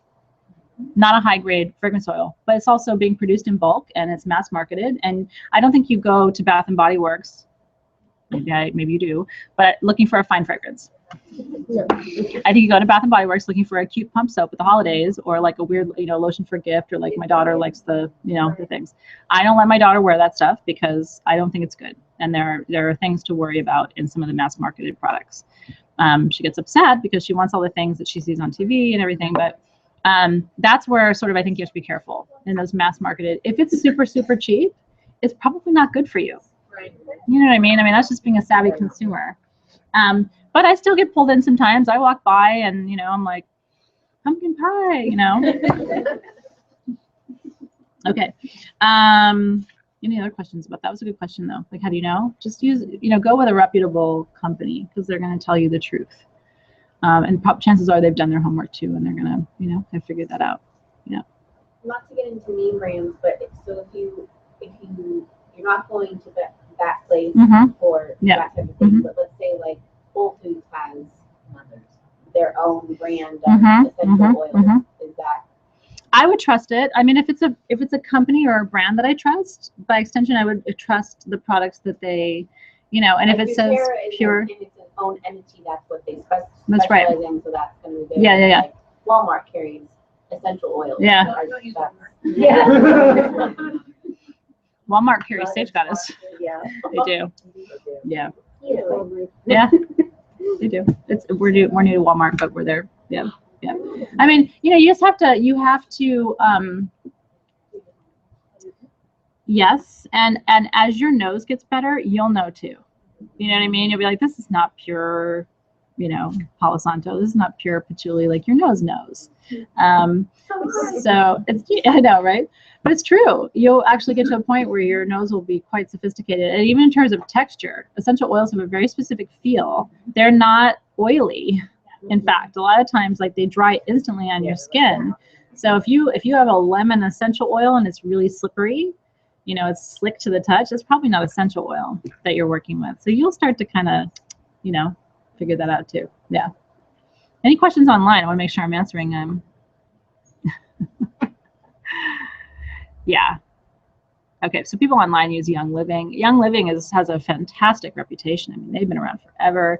They're, of course, the people who created the whole concept of Thieves, which is the essential oil blend, right, that protected people from contracting that. So I think Young Living is beautiful. It's extremely expensive. But again, if something is expensive, there's probably a reason. I mean, there's probably a reason. Yeah. Ooh. To answer your question, I used to work in Whole Foods in the whole body department and I'm an esthetician, so the quality of it is they do all of their research. I used to meet with all the reps of every vitamin and essential oil and everything, and they really, really watch what they bring in Whole Foods. Yeah. Yeah. I mean, I think ultimately what you have to do is decide, you know, what do you want to use on your body? Do your homework, and then use products that either have those things or don't have those things. And that has to be a personal choice. And in some cases, I think things are almost unavoidable because you'll say, okay, well, I've gotten all the sulfates out of my shampoo. Yeah, but they're in your skincare. Yeah, but they're in your dishwashing liquid. Yeah, but they're in your, you know what I mean? So it's like they're in all these hidden places where you do the best you can. You do the best you can. And you also do what you can afford to do. Sort of like, do you eat organic food all day, every day? I don't. I mean, I can't prepare an organic meal for every meal, so I don't have the luxury of doing that. Okay. Yes. What is the, sorry. No, please. What is the, if you don't have a distiller, Yeah. what is the best possible way to do your essential oils? Like, would you boil them or would you cold press them? It depends. So the question in the room is, what's the best way to do your own distilling if you don't have a distillery? And the short answer to that is don't distill. Yeah. Okay. But the long answer is, if you want to try it, you can try cold pressing things like olives, things like fruits, especially if the oil is in the rind, then cold pressing is really helpful. Let me finish up and then I will come right over to you. Yeah. You can actually work with a warmed oil to sort of do enfleurage to release the oils into a fat. And that fat can be a carrier oil, or it can be, you know, a vegetable fat of any kind that you want to work with. So those are my two suggestions for you. Curious what you have to say. I was going to suggest a double boiler. Yeah. Where you set the pot, put your, I use a steamer. Yeah. I use a steamer and I'll put it in one pan and then I'll put it in another pan to boil. And then I put a domed lid over it, foil, and then it's like a tangine. It's sort of a similar concept. So the steam comes up and then it drops down and then you have it in the top pot. And it's not in the water, and then you can extract it. And I've done that. You're going to get very little. I've done that. Okay, you get little, yeah, but yeah, you get but very it's little. fun. It's like a science experiment, right? I mean, you can sort of like, 1,000 pounds to make You one need ounce. all the yeah. So I mean, and it's fun to play. That's what I'm saying. That's why I told you what my daughter and I did. It's fun to play and kind of see what you get. And you may not get a very strong scented thing, or you may only get like a little fraction of something out of these plants. But if those plants are special to you and you gathered them and they mean something, it's much better than throwing them away. You know, it's to sort of play and see what you can get out of them. So I encourage play. I think it's really fun to do it. Okay, so let's talk about moon phases. Actually, let's talk about blending on the pyramid, because I'm going to get you blending in just a minute. Okay. You ready to be impressed? Okay, this is the blending pyramid. So I will get you a copy of this. Do not rush to take notes. Okay, not everybody here in the room can see it. But rough directions are, at the top of the pyramid, you have top notes. To me, the blending pyramid, and I haven't seen anybody else really talk about this, also goes with the chakras. Think about a pyramid, okay? Top notes, middle notes in the middle, bottom notes at the bottom of the triangle, okay? Don't worry about taking notes, just be with me in the moment. Top, middle, bottom notes. Top notes align to the crown chakra. Isn't that interesting? Bottom notes align to the root chakra, middle notes align to the heart. That's the heart. You need middle notes if you want people to have an emotional experience with your perfume. Isn't that interesting? If you want them to have an all up here sort of intellectual experience, do like a very top note heavy blend. People are it's going to open the third eye. It's going to activate the intuition. It's going to get them thinking. It is not going to get them feeling. A middle note based perfume, where most of your energy goes to the middle notes, is going to have more of a feeling experience, not so much activating the intellect or the intuition. It's also not going to be very grounding, because you're missing base notes which ground you. So when I tell you what top, middle, and base notes are now, you're going to be like, of course. I mean, it totally makes sense, but we just don't really think about it this way, right? Okay, so top notes. I call this the first experience. Top notes last between 6 and 15 minutes on average, meaning after 6 to 15 minutes, you don't smell top notes anymore. Okay? So it's a fleeting romance with bright florals. Okay? Bright florals versus deep florals, which are heart notes. Okay? So bright florals, think of, I tend to think of things like iris as a bright floral. Honeysuckle is a bright floral. I'm trying to think sort of off the top of my head, things that are bright florals. So I tend to work with deep florals as center notes or heart notes. Ylang ylang is a deep floral, so that's a middle note. Okay, so bright florals are top notes. Citrus is all top note. Lemon, orange, bergamot, all the things. Yes. They say to use citrus when you're studying. Yes, it's all here, right? I mean, it's all crown chakra. So it's going to, and think of this too, top notes are going to be awakening, enlivening, right? So this is like first thing in the morning kind of experience. The fruits, all top note. Again, I smell raspberries, you know, and then it goes away. Raspberries don't linger with you. By the way, there's no raspberry essential oil. I hate to break it to you. It doesn't happen. Savories, basil, turmeric, top note. These are top notes in general. And then sort of the clean notes, which to me are mostly fragrance. I don't tend to think of many of the essential oils as being clean per se. There's a debate about whether lavender is a top or a middle note. For me, it's pretty much a top note because it is that initial zing. Lavender will ruin a perfume faster than you can blink. Does that sound weird for me to say that? It will ruin a perfume. Okay. Here's the thing. Lavender hijacks. There are certain oils that as soon as you add them to a blend, the only thing you smell is lavender. So you'll have this beautiful, complex perfume. One drop of lavender, it's now a lavender perfume. I don't know if you wanted it to be a lavender perfume, but poof, it is. And there's no way of getting it out. Retrieving it. No. So then you're like, okay, shit. All this add more cedar. Doesn't matter. It's now a lavender perfume with a little bit of cedar in it. No, yeah. So you can't. So here's the thing. You have to. There are certain oils, not very many of them, where when you add them, that's all you smell, and they tend to be top notes. So you just want to be careful with your top notes. What I try to do is build a fragrance in many ways from the bottom up, because the bottom notes are not going to hijack your perfume. Most often, the bottom notes are going to get hidden. So if you start with all top notes, now you can do it the other way. You can start with all top notes and then try and mellow it out. I just tend to start with bottom notes and raise it up. Does that make sense? That's just my preferred technique. Okay. It's funny because Desi's saying she's done that with, Desiree was saying she's done that with lavender. No, I mean, I mentioned that I have a friend who says, thank you for teaching me how to make perfume. I'll never do this again. Everything I make smells like Pine Sol. She said at one point she did recover her really bad Pine Sol with lavender. It was like cleaning product plus lavender.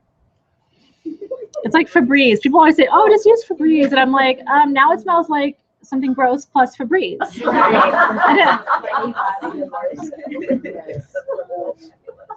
It's Febreze. That I don't understand. Just sage it, yeah. I mean, or anything, but well, you know, if you like Febreze, I don't, you know, do what you will, but it doesn't, to me, it doesn't mask anything. Having 2 kids, I've had to mask a lot of stuff, so leave it at that. Center notes are considered to be the evolving notes. They last anywhere from 15 to 45 minutes, and these are the middle notes. They activate the heart chakra. These are the notes that are going to give people a sensory experience of your perfume. These are the deep florals, the roses, ylang ylang, jasmine for sure. I work with blue lotus, that's for sure a center note. So many of the florals are in that deep floral category.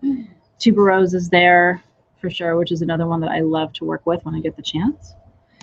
All of the greens and all of the trees. Sages, right? Rosemary, center notes. Anything that you would put into your food and cook with, thyme, center note. Beautiful center note, actually, thyme. Myrtle, love working with myrtle because it brings money. So it's in Mega Money, it's in You know, it's even in Big Bang, there's a lot of perfumes that have myrtle. All of the herbal notes and all of the spice notes are middle notes. I love a good cardamom. I love a good clove. I do love all of the herbals. I really do. And some of them are like lesser known, like marjoram is a really important essential oil to work with. Birch is really nice. Birch will get the cellulite off of you like nobody's business. If you have cellulite, you need to go home. You need to make a blend of birch and marjoram, a little bit of peppermint, a little bit of lavender. Suspend that in some jojoba, and you need to dry brush. You know what I'm talking about? Mm-hmm. Dry brushing plus birch equals no cellulite. Ever. Even if you have it really bad. Birch, birch, marjoram. You could put cardamom. Let's make it smell nicer because birch and now I'm not saying these smell good. Don't go home and blend it and then write to me and go, what is she talking about? It might smell really bad. Birch has kind of a sassafrasy smell, like a little bit like a root beer kind of. I like it. It's in Shed. So if you have my Shed, which is my weight loss oil, that's an anti-cellulite blend. You just put Shed on your little, your body brush. Go to Whole Foods or go on Amazon and get a body brush. You will thank me. It'll take a month or two of doing it every day, but you will change the way your entire body looks. And also do it on the back of your arms. It reduces that little jingle. Oh, the double wave? Mm-hmm. The double wave? The double wave? As you get older, you start waving like this. Oh, I see you. I'm waving at you. Yes. I don't know, but maybe it has that kind of. When you smell it, I don't have any birch here, but when you smell it, you'll be like, oh yeah, now I know what she's talking about. It's kind of root beery, So I like it, but some people don't like it. That's really good for massage, though. Oh my God, birch plus ginger equals best massage ever. Yep. Birch plus ginger. It's sexy, yeah. Oh, for sure, yeah. Well, definitely don't massage people without massage oil. Please don't. Here's a bunch of essential oil. Enjoy your massage. It's not my gift, but I'm just saying. I think you should, But in general, don't apply essential oils directly to your skin. Do I put a little lavender on cuts and scrapes and zits? I sure do. When it comes to what we're talking about now, cellulite and skincare and things like that, everything needs to be a carrier oil. Okay, bottom notes, chocolate and vanilla, which are real things. We use pure cacao absolute, and we use pure vanilla oleo resin here at Sage Goddess. Vanilla is a product of black orchid that grows in Costa Rica and certain parts of Malaysia. So pure chocolate, pure vanilla are base notes. And there's nothing sexier, in fact. The resins, myrrh, frankincense, all of the resins are lower notes, and this aligns to the base or root chakra. Bottom notes last anywhere from really 45 minutes to 24 hours plus. In the case of labdanum, patchouli, if you wear those things, which I do, everything I own smells like it, even after I wash it. Mm-hmm. My house smells like it. So I always people when they come over, like, I really hope you like patchouli because otherwise your time here is going to be very unpleasant for you. Okay. And don't rub the furniture because it'll come off on your skin. You won't be able to get it off. All the woods, all the musks, all the ambers, bottom notes. There's some interesting bottom notes. I don't have them all here, but if we do a 2.0 of this, if you guys want to do a 2.0 where we do more of the exotic oils, like opoponax. Have you smelled opoponax? It's sort of like a stearax. It's a thick, heavy resinous oil, and it's so sexy, so beautiful. So I can do things like gather up opoponax and stearax and some of the kind of heavier, unique base notes, and so we could do like a very interesting 2.0 of a more complex blend. Yes, it's true, Elisa. I hope I'm pronouncing your name right, Corbell. Yes, vanilla comes from an orchid. Those beans grow out of the orchid flower. It's really hard to find pure vanilla because, again, it's expensive. It takes a lot of those little pods coming out of those black orchids. Now that like places like Trader Joe's carry vanilla beans, though, you certainly can make a beautiful vanilla bean oil. I will tell you, if you warm some jojoba, clean out your vanilla beans, all those seeds, clean out like 4 or 5 pods for about 4 ounces of jojoba oil, warm that on your stove, and then bottle it and put it in the back of your cabinet for 4 to 6 months. It'll be black. Yeah, and you will have a vanilla oil that's really beautiful. And you will hug me for that. But it'll take you from now until May to come hug me because it takes a really long time. It's true. Trick to getting the chocolate smell? Nope. Nope. Use the Absolute. Yeah, you have to use the Absolute. Yeah, and cacao Absolute does not mix well with others, doesn't play well with others, so it sort of like separates. So that's how you know, by the way, like Sage Goddess chocolate oil separates. That's how you know I'm not using a synthetic. If it blended perfectly and didn't separate, it would be fake. So then people are like, well, my oil separated. I'm thinking like, shake it. Yeah. Exactly. Or go get a fake one. I mean, those are your two options. I can't change the nature of the oils. Okay. Moon phases, quickly. All this information will be coming to you in written form. Do not take a bunch of notes. We're going to get blending soon. New moon. Let's go new moon to new moon, shall we? New moon perfumes would be made for releasing, banishing, especially banishing. And by banishing, and by the way, I don't do banishing. So I'm telling you to do something I don't even do. And intuition. Darkest moon is when you have your best inner sight, right? I don't do banishing because I have had bad experiences where it turns out I didn't want to banish the thing I banished. And when you banish things, they don't come back. You also create karmic baggage because how do you know that thing is supposed to go away from you? If it was supposed to go away from you, wouldn't it go away? Bless you. Isn't it here to teach you something? Anyway, I'm not going to get on my soapbox, but I don't do banishing work. Waxing crescent moon, which is the next, like the little bit of light that you get. Creation, learning, inspiration. Yeah. First quarter moon. Attraction. Receiving, coming to you. What was that? First quarter. First quarter. You have 3 quarters. First, attraction. What do you want to bring to you?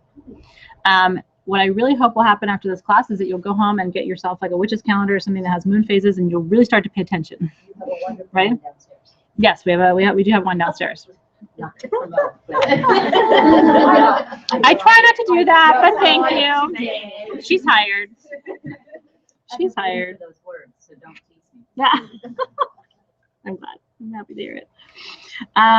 Okay, waxing gibbous, which means we're heading toward full. Yeah.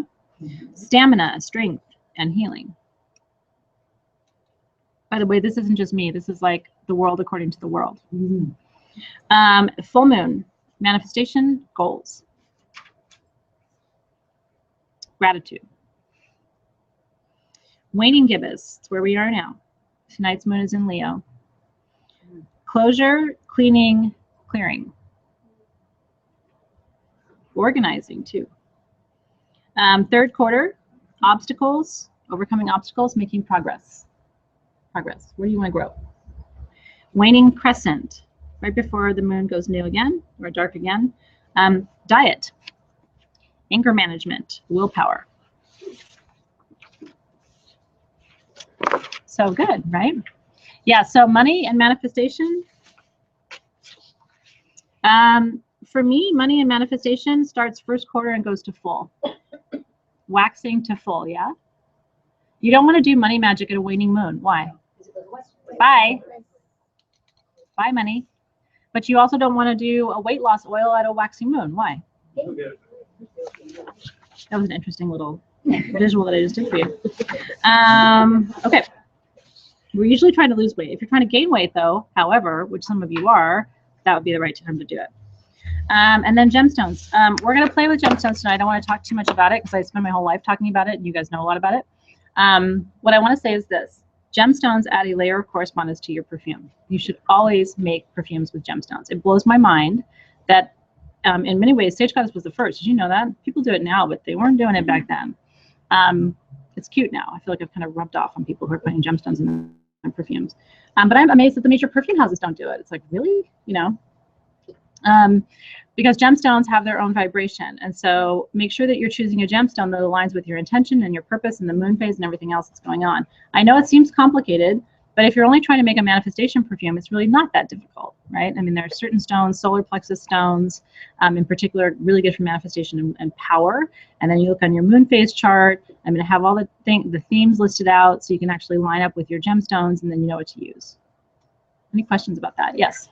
What if you are feeling and craving a certain scent or something so that's not aligned with what's going on in the environment? It's just like what you feel is right. Would you still proceed with doing what you feel is personally right for you? Yes. Yes, I would. And sometimes we just want something, and it's not necessarily for a magical purpose. So the question was, what if I just want something? It's a story of my life. What if I just want it right now? And the thing is, like, so if your intuition is guiding you to make something, there's a reason for that, I think, and so you should honor it.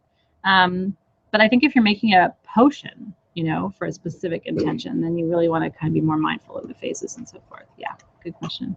And keep your questions in the feed too. I'm checking. I'm going back and forth between the two, but while you guys don't have questions, I'm answering in the room. Yes. Were there any other oils Damage the stones? Certain stones, of course, shouldn't be like in water or in oil for a period of time. Like selenite is going to, gypsum stones are going to disintegrate. So you don't want to just sit certain stones in oils. I don't use all the stones in my perfumes. That's why I have kind of an assortment of them here that are hardy enough to be left in your perfume safely for an extended period of time without being eaten through, which can happen sometimes. We learn the hard way at Sage Goddess, like what stones don't really work, but most of them do. And especially members of the quartz family, chalcedony family, agate family, which you think about, that's bloodstone, that's citrine, that's smoky quartz, that's amethyst, that's, you know, carnelian, that's all of those. Those are very stable in oil. You don't have any problem with those. That was a great question, though. Yeah. Yes. Kind of coincides with her previous question. Yeah. If you make, like, say, what if I want whatever stone is not supposed to happen tonight, essence is not supposed to happen tonight. Right. Can you save it and wear it in the phase, correct phase? Yeah, for sure. Does it matter when you make it versus when you wear it or use it? In a pure sense, the question is, can you make it at one point and use it at another point? The answer is yes. There's no perfect magic. Do you know what I mean? There's going to be times when you just feel called to make something for a specific purpose and it needs to happen right this minute and the moon phase isn't exactly right. In all honesty, I think that means your magic will be slightly less potent. Does that mean it's not going to happen? No. But I don't think it has the same potency as it would if you were in the proper moon phase. Now, there are purists who will say, no, you absolutely don't do this magic at this phase. I'm not a rule follower, kind of a rule breaker. It's the Leo in me. I know. It makes me very hard to employ, which is why I have my own business.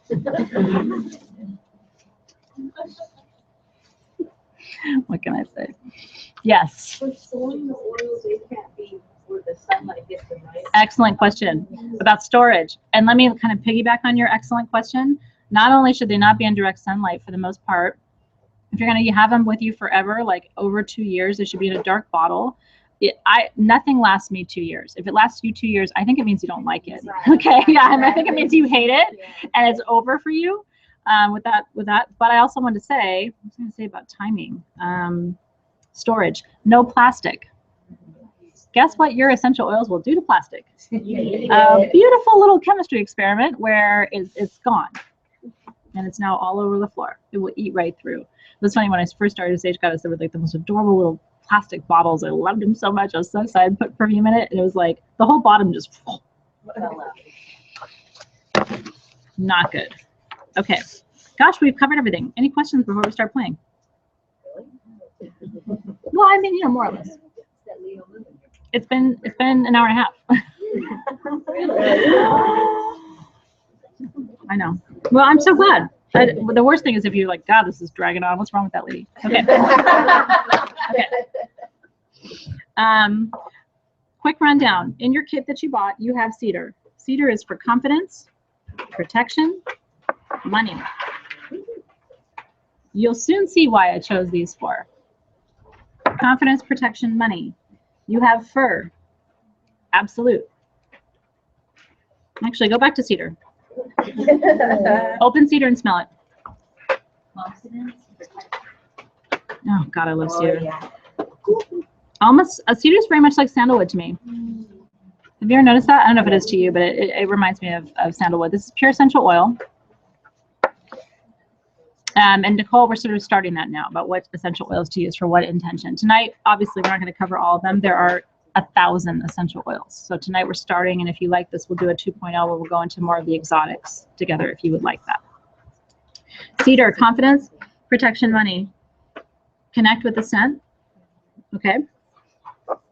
7 times is the rule. So if you do that, if you smell, confidence, power, right? Confidence, power. Confidence, power. If you do that 7 times, your brain actually creates a scent association. And that's how we use scent in a shamanic way. Because then every time you smell that, what are you going to feel? Confidence. That's why my kids are always like, but I'm not tired when they smell lavender. Because they have an entire shamanic association that lavender equals bedtime. But you know the power that that gives you as a parent? You just start diffusing that lavender and all of a sudden people are like, oh, I'm feeling sleepy. Night night, kids. Okay, fur. These are all okay for you to put on your skin directly. If you are expecting, please don't put the rosewood in your perfume or on your skin directly. Are you wanting us to layer these or are we putting them on different spots? It's okay for you to layer them. What if we don't particularly It's okay. avoid? Okay, then don't put it on your skin, just smell it. If you don't like it, don't put it on your skin. It's okay for you to layer them over. You're still going to smell them. It has a pine sort of scent to it, but fur is its own creature. Fur is for strength, progress, and success. Oh. So if you don't like it, you'll need an alternative. But I have a few over here that could work for you. Lavender. Actually, do lavender last. It hijacks. Fur is strength, progress, success. Yes. I think online we had listed jasmine. Maybe instead of the fur, can you switch that at the last minute? Not that I know of. Did we switch that, Jason, at the last minute? The question is that we had jasmine and we switched it. We had jasmine and switched. Okay. Okay. In the kits. Yeah, I don't know why that was exactly. Yeah, it may have been about the safety concern with jasmine. That may have been what it was, because jasmine is not good for certain people in certain conditions. Rosewood. Smell it first before you put it on your skin. Some people don't like it, and I think they're nuts. I think rosewood is sexy. Now, rosewood, healing, intuition, beauty. Okay, one more time. Okay, rosewood, healing, intuition, beauty, physical beauty. Makes you pretty. Okay. Lavender. Don't put it on your skin. Just because you won't smell anything else all night, really. Yeah. This is a French lavender. There is Spanish lavender. There are different kinds of lavender. This is a French, fine French.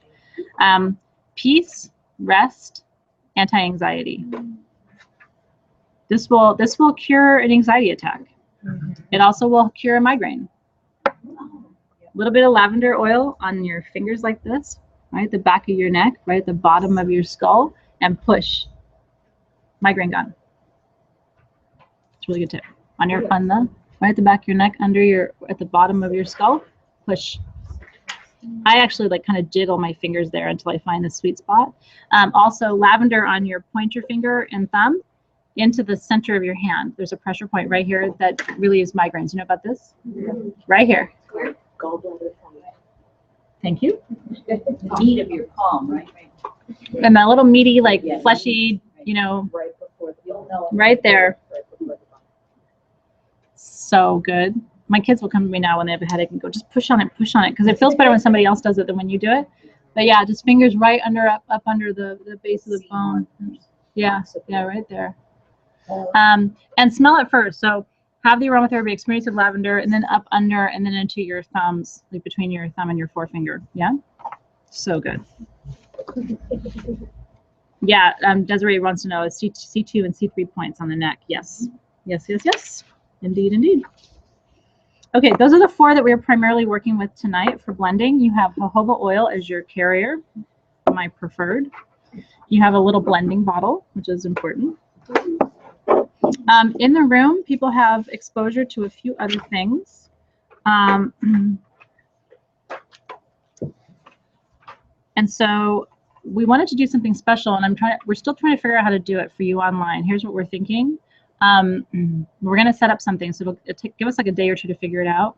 What we want to do, if you want to try a few of these that we're sampling tonight, where we would do samples for you and include them with a future order for free, so that you get kind of the same experience of blending with these different things without having to pay extra for. Does that make sense? So give us a couple days. We're going to figure out how to get you your free samples of the things that everybody else here in person gets to sort of play with tonight. It's best, it's close as we can come to having you here in the room, being able to give you droppers of other things. On the table, you have jasmine, which is power, also beauty. Lust, sexual attraction. Not good for people who've already made babies that are growing. After your babies come out, you can do that with jasmine.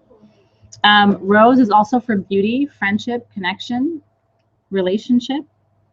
Some people think it creates stability in relationships. Haley, yes, there is a page, their aromatherapy class page. So there is an event page in question online. You're very welcome. Clary Sage is very good. It's anti-aging. It's helpful with fine lines and wrinkles. It brings peace. Yes, it is good for cramps too. Clary Sage does everything. It's one of those ones. I mean, Clary Sage is a catch-all. You just have to make sure you use it safely, which is, I don't recommend it during pregnancy. Ginger is on the table. CO2, which is a different kind of distillation using gas, another type of method used to release. Here's what's interesting. If you steam distill ginger, it's not sharp. If you CO2 it, if you distill it with gas, it's sharp and zingy. I like sharp and zingy, so that you have sharp and zingy on the table. If you want a soft, nice ginger, you have to look somewhere else because I don't even carry it. For me, if it doesn't have a zing, it's not ginger. Creation, inspiration, sex, orgasms. I said it. Zing. Yeah, it's all in that with ginger. Patchouli, money, lust, passion, grounding. Lemon, focus, concentration, and physical healing. It's antiseptic. It's really good for cleansing, especially the skin. Cypress, rebirth. Cypress trees were used by the oracle in Greece. It was believed that brought a whole bunch of intuition to that area. Rebirth, change, grace, intuition. Raven Sarah is over there on the table. That's a very interesting one. You may hate it, but I really like it. It's actually in Raven perfume. Awakening, inner knowing, transition. Yes. All that you just said is on those notes, right? Yeah. You don't write anything down. Mugwort, divination, not safe for pregnancy. But it sure is good for going to Funky Town. You inhale enough of that and you'll be on another planet. If I see anybody sniffing the bottle, I'm gonna give you a hug. Ylang ylang is an aphrodisiac. It boosts sex drive and it helps with erectile dysfunction. Zing! Marjoram heals colds and flu. You can diffuse it in your bedroom. You won't like it, but sometimes we have to do things we don't like. Anti-cellulite also brings peace. Lime. Did you know lime is really good for anxiety?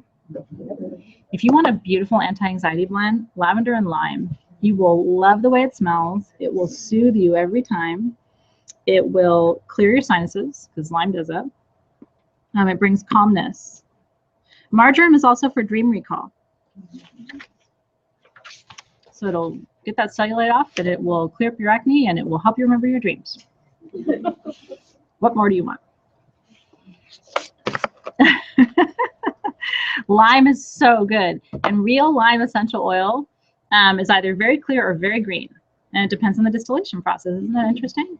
So you'll find both of those. If it's cold pressed, it's going to be, what color do you think? Green. If it's steam distilled, it's going to be clear. Is that fun? Is that interesting? Okay. So here's what I want you to do. I want you to choose your vessel. And I'm going to smudge just a tiny bit. If you really want to do this in the proper way, which I'm going to talk to you about, I may not do all the steps with you, but I'm going to talk to you about proper way. This is ritual. Do you know what I mean? I mean, this isn't just pouring stuff in a bottle. This is setting an intention. This is calling in your guides and your higher self. This is clearing any vibrations that aren't serving you. I'm just sort of doing that on everybody's behalf who's here and everybody who's online. Clearing the space. And you know, make sure when you're perfuming that you have a little bit of time to concentrate. You know, you shouldn't do it when there's 100 people around you asking you questions or kids nagging you. Wait till the kids go to bed. Wait till your partner's on vacation or whatever. You know, but you wait till I asked you used to do all this in the middle of the night. My light was always on. The middle of the night for me is my happy time because there's nobody asking me anything. You know, it can be all about me for 5 minutes or an hour. Okay, get your vessel.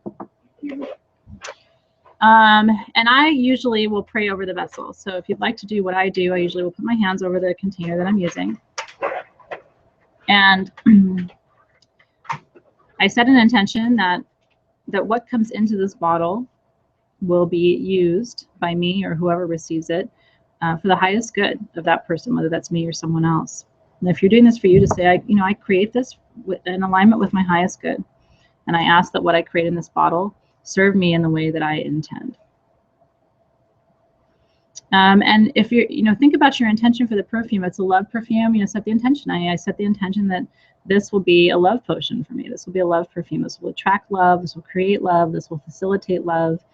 And pour that energy into the bottle. I'm doing it with my left hand, which is usually what I think of as my projecting hand. Because your left is your more masculine side, your right is your more feminine side, receptive, projective. Yeah. Is that the same? Left-handed or right-handed? There's a whole thing about this. So it's the same for everybody. The left is always masculine, the right is always feminine. Left side of the brain is analytical, right side of the brain is subjective. So technically yes, but you may feel lean into it. You know what I mean? You may feel like your projective hand is actually your right hand. Does that make sense? Yeah. So you'll learn. Yeah. So sense and feel. It'd be fun just to play in the moment right now and see how you feel with it. Yeah. I just have a quick question. Yes. So for tonight, for our intention to be in alignment with the phase of the moon, what would be the best intention? Clearing and cleaning. Yeah. Letting go of things that aren't serving you right now. And facilitating courage for yourself. This is a waning moon in Leo. And Leo's not waiting for permission. Say that from life experience. So it's all about having the courage to let go of the things that aren't serving you anymore. So a courage perfume would be beautiful tonight, don't you think? Really having the courage. And when we're heading into the season of rest, if you're in the Northern Hemisphere, which most of you are, winter is the season of rest. This is not the time to create or build or anything. This is the time to go within and do the inner work so that in the spring you have all that energy to create what's supposed to come through you in 2017. So my intention for mine right now, just to share with you, is that I'm letting go of anything that isn't serving me as I move into the season of rest. So that every time I smell this perfume, I instantly feel like it's okay to not be busy. It's okay to slow down. Does this resonate with you too? It's okay to slow down. It's okay to not be super productive. It's okay to take a nap. It's okay to rest. It's okay not to worry.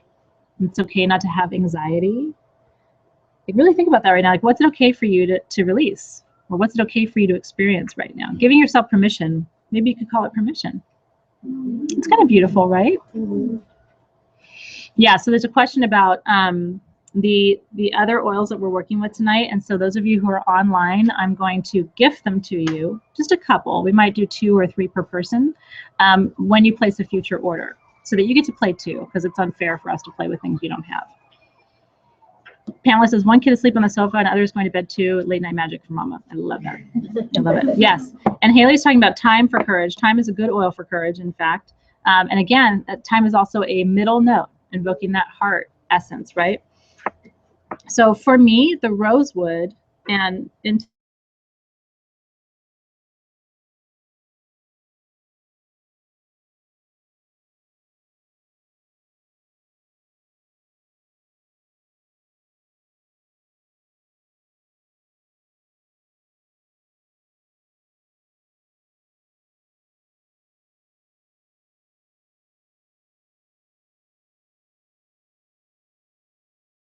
Yeah. How do you decide how many drops you fit when you get started? Here we go. The base note. Here we go. Okay. So we're going to talk about blending. You ready? We have set our intention. If you would like to put a gemstone in your bottle, now would be the time to do that. And so what I'm going to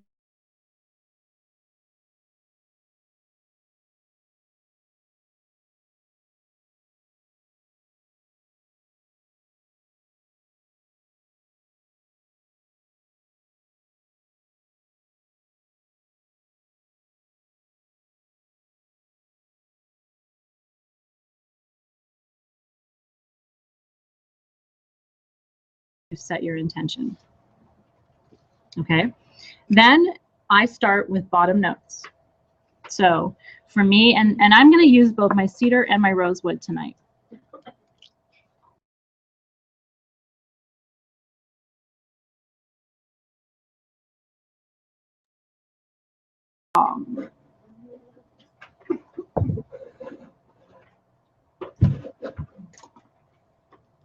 I should be back, everybody. If you can, just checking to make sure they can see me online.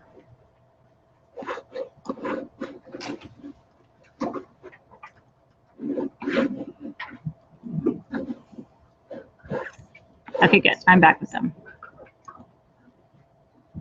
I'm back. Just let me know you can see me. Okay. Base notes. So what I do is, especially if I'm working with two, which you guys can be working with two. If you're only working with one, this isn't as much of an issue. Take your base notes, smell one first. That's my rosewood. I love rosewood. Do you love it? Yeah, it's really pretty. Some people really don't like rosewood. It's really funny. It's like it's a yes or a no. And then your cedar. They're different, but they're complementary. And then the two together. Now, I love them together because I think the rosewood sort of softens that cedar just a little bit. The cedar has a little bit of a kick to it. Do you know what I mean? A little sharpness. And so the reason I chose the rosewood was to sort of soften that just a little bit. Okay, whichever one you like more, you're going to add more of that to it. Okay. Now here's where it goes unscientific. It's going to drive Lisa crazy. It drives a lot of people crazy. What I tell people is you have to pour a little, swirl, and smell. Okay. So I'm going to start with rosewood because it's my favorite of the bottom notes. And I'm going to pour that's about half of my little vial. Okay. What you want to do at the end of the day, for me, for most perfumes, 50-50. 50% essential oil, 50% jojoba. Does that make sense? Sometimes I do more. In Yule, which I just sent around that you guys are getting with your well offerings, it's like 75% essential oil to 25% jojoba. That's just a personal thing. I smell it and sometimes I don't want to dilute things too much. Some people do 75% jojoba with 25% essential oil. What's the point? I want to experience the medicine of the oil. So if you don't put enough in there, so it's sort of this thing where you have to experiment and see what you think. And now my cedar. Again, keep smelling them together. That's the fun. If stuff isn't up your nose, you're doing it wrong. If it's down here, what are you doing? It needs to be up here next to your face. Okay, and then just add a little. You can always add more. You can't take it out. It's like cooking, right? It's like, what did you do with the salt just now? You know what I mean? I love salt. All of a sudden the whole meal's run, right? Swirl. Don't shake. I see people going like this with their oils, and I'm like, what are you doing? It's a living thing. Okay.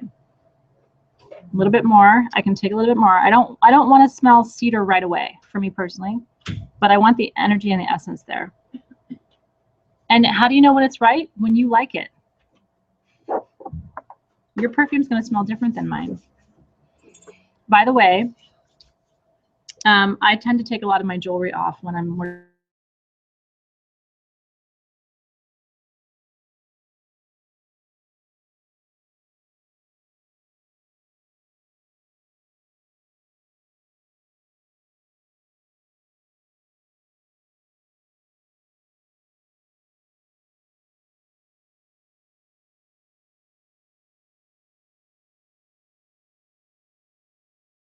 Let me do this. Let me have you guys get your stones. Can we do that? Okay. they're going to get their stones while we're going to mix, and then I'm going to kind of walk through it one more time when they start playing, because you guys already have your things, so you're all set. Okay. Yeah, so let's do a nice line up here. I'm not shy. Okay, I just want you to pick a couple. I tend to put 3 or 4 stones in my bottle. So just pick a couple. Can you talk about what the stones do again? The ones you have up there? So yes, actually I'm going to jump off camera for just a second to walk him through the stones, and I'll be right back with you. And I heard you guys say that you lost me at taking your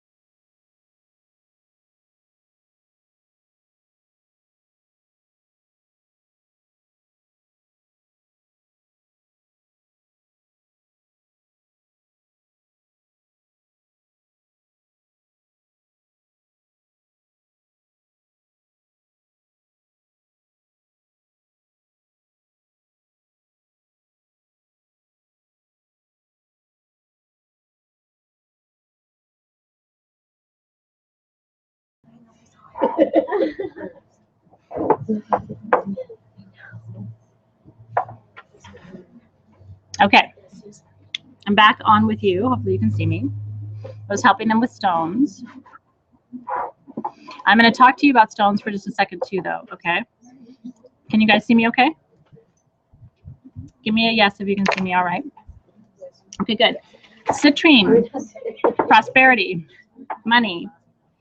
But we're doing a releasing blend tonight. Chalcedony, releasing physical discomfort, releasing depression. Chalcedony would be really good. Dambarite and prehnite we have here, really strong physical healers, okay? Obsidian is for protection, releasing fear.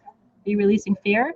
Lapis for power, releasing a sense of despair, or maybe you're trying to create optimism. Lapis would be really, really good for that. We had rutilated quartz for transformation. That's releasing the feeling of being stuck. Rutilated quartz is letting go of feeling stuck, okay? Obsidian is the best all-around releasing stone. Obsidian. Mm-hmm. And bronzite. If you have bronzite. What was the one for what? So 2 stones for releasing fear. One is rutilated quartz and one is sodalite. If you're releasing fear, rutilated quartz and sodalite. You guys got that? Okay. Garnet. Garnet is for grounding. So garnet is another really good one for releasing fear because it's going to anchor you in your body. Does that make sense? Okay. Garnet's also really good if you're releasing anxiety. Anything else anybody's releasing that they want to know about stones for? What are you guys releasing online? Releasing a relationship? Obsidian? Yeah, obsidian, letting go of a relationship, mending a broken heart. If you want to, Desiree's asking about watermelon tourmaline. That's really good for releasing heartbreak, releasing loss of any kind. People, you know, the Halloween season into mid-November, did you know there's more suicides at this time than any other time of year? Did you know that more elderly people pass away at this time of year than any other time of year? Because the veil is thin. So a lot of people are releasing loss of people in their lives. So if you're in that boat too, Ruby would be really good for releasing, sounds weird, but ruby's really good for activating your passion center. So if you're releasing feelings of being stuck in relationship, ruby would be a really good stone for that. If you're trying to activate passion, it's hard because sometimes you're attracting and releasing, right? So sort of like it's a parallel question. What are you releasing? What are you attracting kind of thing? Letting go of the future, a fear of the future. Yeah, I see you, Kathy. So in general, obsidian is going to be your best bet for tonight. And then you can fine tune it with the properties of the other stones, if that makes sense. Oh, Jamie, I'm so sorry for the loss of your grandmother. That's a hard one. Almost a year for you, sounds like. Yeah, so, and Sue is releasing shit. So, you know. Okay. So now that everybody in the room is getting their chip stones for their bottles, I'm going to come back to talking to you about base notes. So is cypress a base note? Because I can't use the rosewood. No, so you can use cedar in your base. I just wouldn't use the rosewood. Yeah. Cypress would be okay for you. Yeah. Ylang ylang would be a really nice middle note for you. Rose would be a really nice middle note for you. I think we have both of those there. So your base notes, remember, are the ones that you're going to smell later tonight, tomorrow, if you put it on now. Your base notes are the ones that are going to last you anywhere from 45 minutes to 24 hours plus. And if your base note is a resin, frankincense, myrrh, labdanum, olivinum, these are all the resins, storax. If your base note is a resin, it's going to have the longest life. It's going to last the longest. So the way I always think about it is, if your base note is sticky, it's going to stick. Does that make sense? And all the resins are sticky, so all the resins are going to stick longer than the oils. Yeah, Haley, for grief, it's cypress. If you're grieving, it's cypress. For sure, for sure. What would opal be used for? Transformation. Yeah, it's a really beautiful. The question was about opals. The story about opals is that when the gods came down from Mount Olympus, that everywhere they stepped, opals grew in the ground. Isn't that cool? Isn't there a belief with opal that it should only come from family member down? Yeah. Is that it?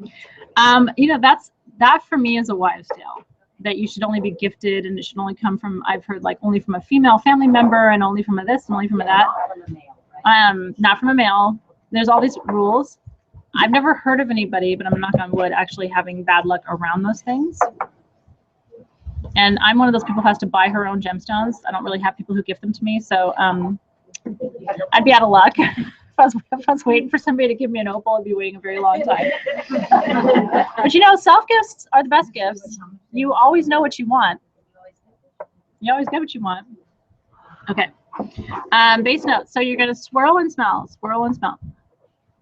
Yeah, oh my gosh, Jamie wants to know, would myrrh and rosewood be good base notes? Those two together, holy smokes. Beautiful. Myrrh is, I love myrrh. Now, there are people who don't like myrrh. So again, if I had myrrh here, what I'd say is try it first, you know, and you can always add more. Start with very little of the resins. They're more powerful than you think. Do you know what I mean? So you can always add more. You can't take it away. It's that kind of thing. Is the raven's a base note? Or Raven's middle. It's going to evaporate. I would say middle to almost top. It's strong at first, and then poof, it's gone. You know, it's not going to stay with you. Okay. All right. So yes, you can add the chipstones later. I'm kind of, in my own way, I'm sort of OCD. Like I create a process and I sort of stick to it. And some people will say, well, why do you do that? And the answer is always like, I don't know. I've just always done it that way, and I'm a little OCD. I think it's great being OCD, but that's just my personal opinion. It makes you very detail oriented. So I just always put my stones in first, but you don't have to. You can put them in later. What matters is that there's a stone in it. what would be the best for strength? For strength, lapis probably. Lapis lazuli for strength. The oils. Oh, the oils. The fir. Got it. The fir. Got it. I mean, that's probably the only one on the whole table that's really for strength. Question in the room is about strength and what essential oil you would use for strength, and I would say fir. If you don't love fir, however, I'm just looking at the list of the other ones that I have. I would say Patchouli. Mm-hmm. But I'm releasing anger in the old block, so I don't. Patchouli, I think, has something to do with something positive. I just want to make sure I don't release something bad. Mm-hmm. Yeah. But I don't think you would. And patchouli is also for releasing. It's grounding. It's going to ground you into a new reality. So I think you could use patchouli for that. Kendall said, what's the meditation you said to do to decide what to make? A lot of times what I do, this is a really good question actually, what if you don't know what to make? So a lot of times I will meditate, and there's a beautiful, can I share this with you guys really quick? I know you're chatting about oils and stones, but this is actually really important. There's a beautiful meditation called the Blue Room, and I use it for everything, okay? I use it when I don't know what perfume to make. Hold on just a second, because I really want everybody to hear the whole story. So I use this meditation whenever I have a question about anything. It's called the Blue Room. So what I do is I close my eyes and I imagine an indigo room, almost like a boardroom, okay? Ceiling's indigo, walls are indigo, floor is indigo, so I don't get distracted. And I imagine that there's a boardroom in the center of the room. And what I do is I call in my higher self, who I believe is a separate entity from you, but connected, okay? I call in my guides. You can call in, devic spirits or whatever you believe in, ascended masters, archangels, whatever. And then when I'm doing this with other people, let's say I'm having a problem with a person or a situation, I will also call them and their higher selves, their guides, their divas, their ascended masters. And then what I do is I ask all the entities to have the conversation, whatever conversation needs to take place. And I don't attach to the outcome. That can really help you. By the way, you can do this with people who are deceased too. So if you lose someone and you didn't resolve something, you can call them into the Blue Room with all their guides and still have the conversation that didn't take place when they were alive. It's a very powerful meditation. When people have something happening and they're really stressed out about it, what I tell them is do this. It'll shift the outcome. You won't believe it. You will think that there's nothing you can do, but you really can. When it comes to creating a perfume or something, what I'll do is call my own guides, higher self, archangels, ascended masters into the room and ask them to show me what needs to be created. And honestly, that's how half the perfumes in the Sage Goddess collection got created. Either that or a dream time, like a vision of something. The healed body, mind, and spirit, I was shown a complete picture of what those bottles look like, even with the labels and everything in a dream. So you pay attention to your dreams, use the Blue Room, ask your guides what needs to come through. And you can do Blue Room so quick. I mean, if you train yourself, you can do the Blue Room right now. Close your eyes, Blue Room, call in the guides, and they'll start showing you symbols. And maybe even maybe not fur, but they'll show you a branch. They'll start showing you things in very interesting ways. You have to quiet your mind to do that, though. And then sometimes they'll even name it for you. Like this perfume needs to be called, and you'll say, what? What was it? Athena, or whatever. Belonging or attraction or whatever it is. And then they'll show you. You'll be amazed at how you start to be shown what to do. And then you'll put the things together and you'll smell it and go, well, that really is good. They know what they're doing, kind of thing. So that's the meditation that I recommend using. The Blue Room is for everything, all day long. I probably go into the Blue Room 2 or 3 times a week, and you'll get used to it. Does that make sense to everybody? Okay, resume your normal programming. I didn't mean to interrupt. But keep the questions coming. I really like it. I'm going to move into middle note, okay? So your rosewood, your cedar, like I said, I would consider those middle notes. The lavender, I would consider very much to be a top note, your fir being the center note. The fir is what's going to activate your heart. And for me, what's always interesting, because the trees are in the center, most of them. Cedar, like I said, is a base note because it's so deep and heavy. But think about what happens when you go into a forest. I don't know about you, and my heart opens completely, right? Does that happen to you? Like I just feel like all I do is feel when I'm in a forest. This fir that you're using right now came from the redwood forest of Northern California. The woman actually goes into the redwoods and distills this herself. This is the active ingredient in North perfume. So in case it smells familiar to you, this is one of the fir notes that's in North. And honestly, I can never go back. Now when I smell other kinds of fir that isn't from the Northern California redwoods, it's like I'm spoiled. I just want that. I want that fir. So again, same thing. Take your bottle, smell your base note, and keep in mind, notes shift. Did yours change at all? Yeah. Mm-hmm. A little sort of gathering, maybe like softening a little bit. Then take your middle note separate. Now put them together. Do you guys in the room have middle notes that you like? Okay. It means you have to go over there. Okay. And just keep sort of filing through. We're not in a hurry. Rose is a middle note. All the deep florals, rose, jasmine, ylang ylang is a beautiful middle note. Other things in the room that would be middle notes, marjoram is a middle note. Clary sage is a middle note. Cypress would be between a middle and a top note. Your ginger is going to be a top note. Lemon is a top note. Lime is a top note. Okay. Mugwort. Mugwort's an interesting one. It can be a couple of different things. I would say between top and middle for mugwort. It's really sharp, but you're not going to smell it after the 15 minutes is over. That's kind of how you know whether you have a top note. Yeah, of course. Yeah, just be careful. It goes from really nice to really gross in a minute. People are asking, can you use more than one middle note? And you can. You just have to be really, really careful of it. Yes. Well, for this negative thoughts, I think which one should I use from that is not her? Cypress, Raven Sarah. Yep. Oh, I love that. And so Desiree's using Cleopatra online for her middle note, which I think is an interesting blend for sure. I know Elsa said I said forest and her heart started pounding. Okay, do you like them together? Here's the rule. If you don't like them now, you won't like them in the bottle. If you do like them now, you will like them in the bottle. Does that make sense? It doesn't, there's no other magic there. It's not like they're going to turn into something else when you get it in the bottle. So make sure you like it now. And then just add just a small amount. I'm going drops, baby. I think I put probably 3 or 4 drops. Okay, and then swirl. Mix it around. Gosh, I think I hit it right on the first try. Yeah, I'm going to leave it at that. And it's okay. You know, don't feel like, oh, I need to use the whole thing. You don't. My intention was that you would have leftovers. Okay. Oh, eucalyptus is fantastic, Ellie, online. Eucalyptus is really, really good. But eucalyptus, like lavender, can hijack. And I was just telling the group online, eucalyptus is another one of those, like lavender. Just be very careful. Because you can have a really nice perfume, and you put a drop of eucalyptus in it, and all of a sudden, all you smell is eucalyptus. Same with tea tree, melaleuca oil, right? Same thing. It will hijack it really fast. Okay, and then, you want to let your perfume sit for a minute. Smell it again. Now, interestingly, for me, I'm going to go back to my base notes for a minute. To my rosewood. It's not a linear process. You might want to go back and play with your base notes now. I'm wanting a little bit more rosewood in mine. And that's okay.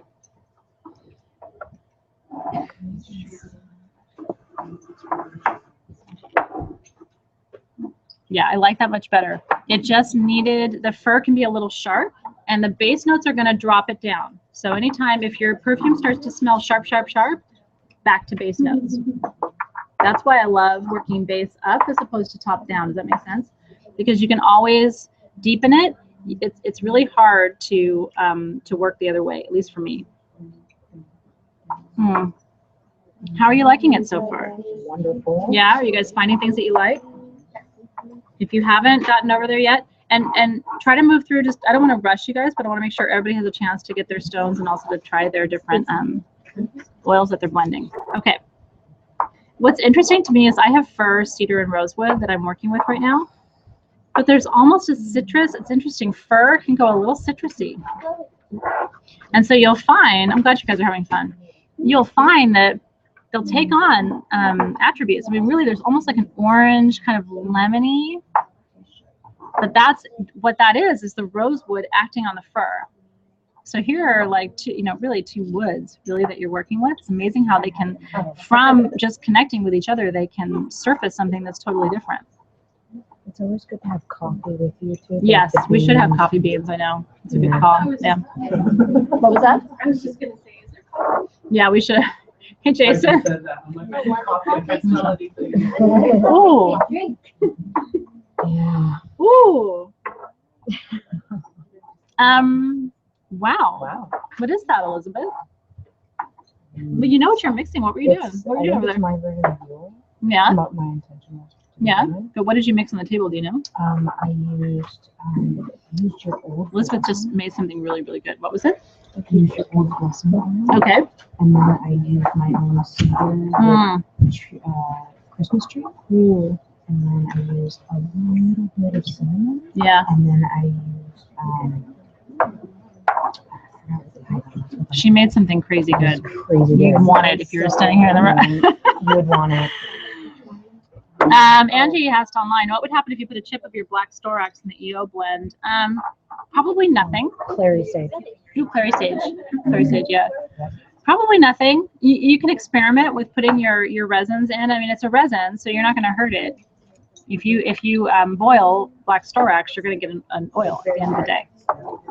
So probably nothing. Yeah, it's. I wish I was there with you guys online so I could smell everything that you're making. We need smell-o-vision. Okay. Top note. Top note is where you have to be the most careful. You just have to be careful. Because here's the thing. You spent all this time. You're building a round scent. We talked about this last night, right? Like a nice, I always think of it as like having I'm a visual person, so I always think of like a round scent. And so you've made this beautiful bed of these base note oils. And now you've opened your heart with your beautiful fir or whatever, cypress or rose or whatever you're using. And this is where it can become Shitstorm 2016. When you put your top note in, it can go pine sol on you real fast. Okay. It can turn into a cleaning product. That's right. Don't throw your oils away though. You know. Okay. So let's go. Okay. Let's go work. Oh, I love that. You know, putting a little bit of a tree branch in your perfume is beautiful, by the way, for the holidays. Like if you have a little sprig of cypress or a little sprig of cedar in your backyard or a little sprig of juniper. I have juniper in my yard. A lot of us do here in Southern California. It's very common. Just a little tiny piece. So pretty, right? Love that too. Yeah, I can go from pine to pine sol really fast. I love the smell, but I wanted more like, I don't know if I should put more rose. Oh, it's beautiful. Rose or jasmine is going to lighten that. It's gorgeous though. It's gorgeous. What's your top note? The one that's Lavender? like the rose sage. Cypress. Cypress is your top note then. Okay. Yeah, rosemary. I love that. Melanie has rosemary in her kitchen. Just put a little sprig of rosemary in your perfume, Melanie. You're gonna love it. Yeah. Yeah, please and thank you. Yes. Okay. Yeah, sprig of whatever equals awesome. That's exactly right, you guys. Okay, so I'm adding lavender. I'm with trepidation. Okay, I don't want to scare you off of lavender completely, but whoa, it can go kind of awry. So just maybe that was 2 drops, maybe. Maybe. How are you guys doing online? Are you having fun? We're having fun watching you and reading your comments. I am. Okay, I added a little bit of lavender. I'm going to give it a second to like breathe just for a second. When you add your top note, give it a second. Okay. Okay. A patchouli is not a top note. Patchouli is between middle and base. Yeah. Cayenne would be a middle. All the spices. Yeah. Anything spice is going to be a middle note. Anything spice, herbaceous. Most of the greens. All of those are middle notes. I'm glad you guys are having fun. I wish you were all here in person, but this is pretty close to it. I feel like you are. Okay. I'm going to add a tiny bit more of my lavender. Again, trepidation. I'll hold my breath for a second. Oh, I'm so glad you like it. I'm so glad. This for me is playtime. This for me is like adult grown-up playtime. Like what kids do with Play-Doh, this for me is that. I don't color in coloring books or do puzzles, but I do for me. That's relaxing to me. I went off the grid. Show me.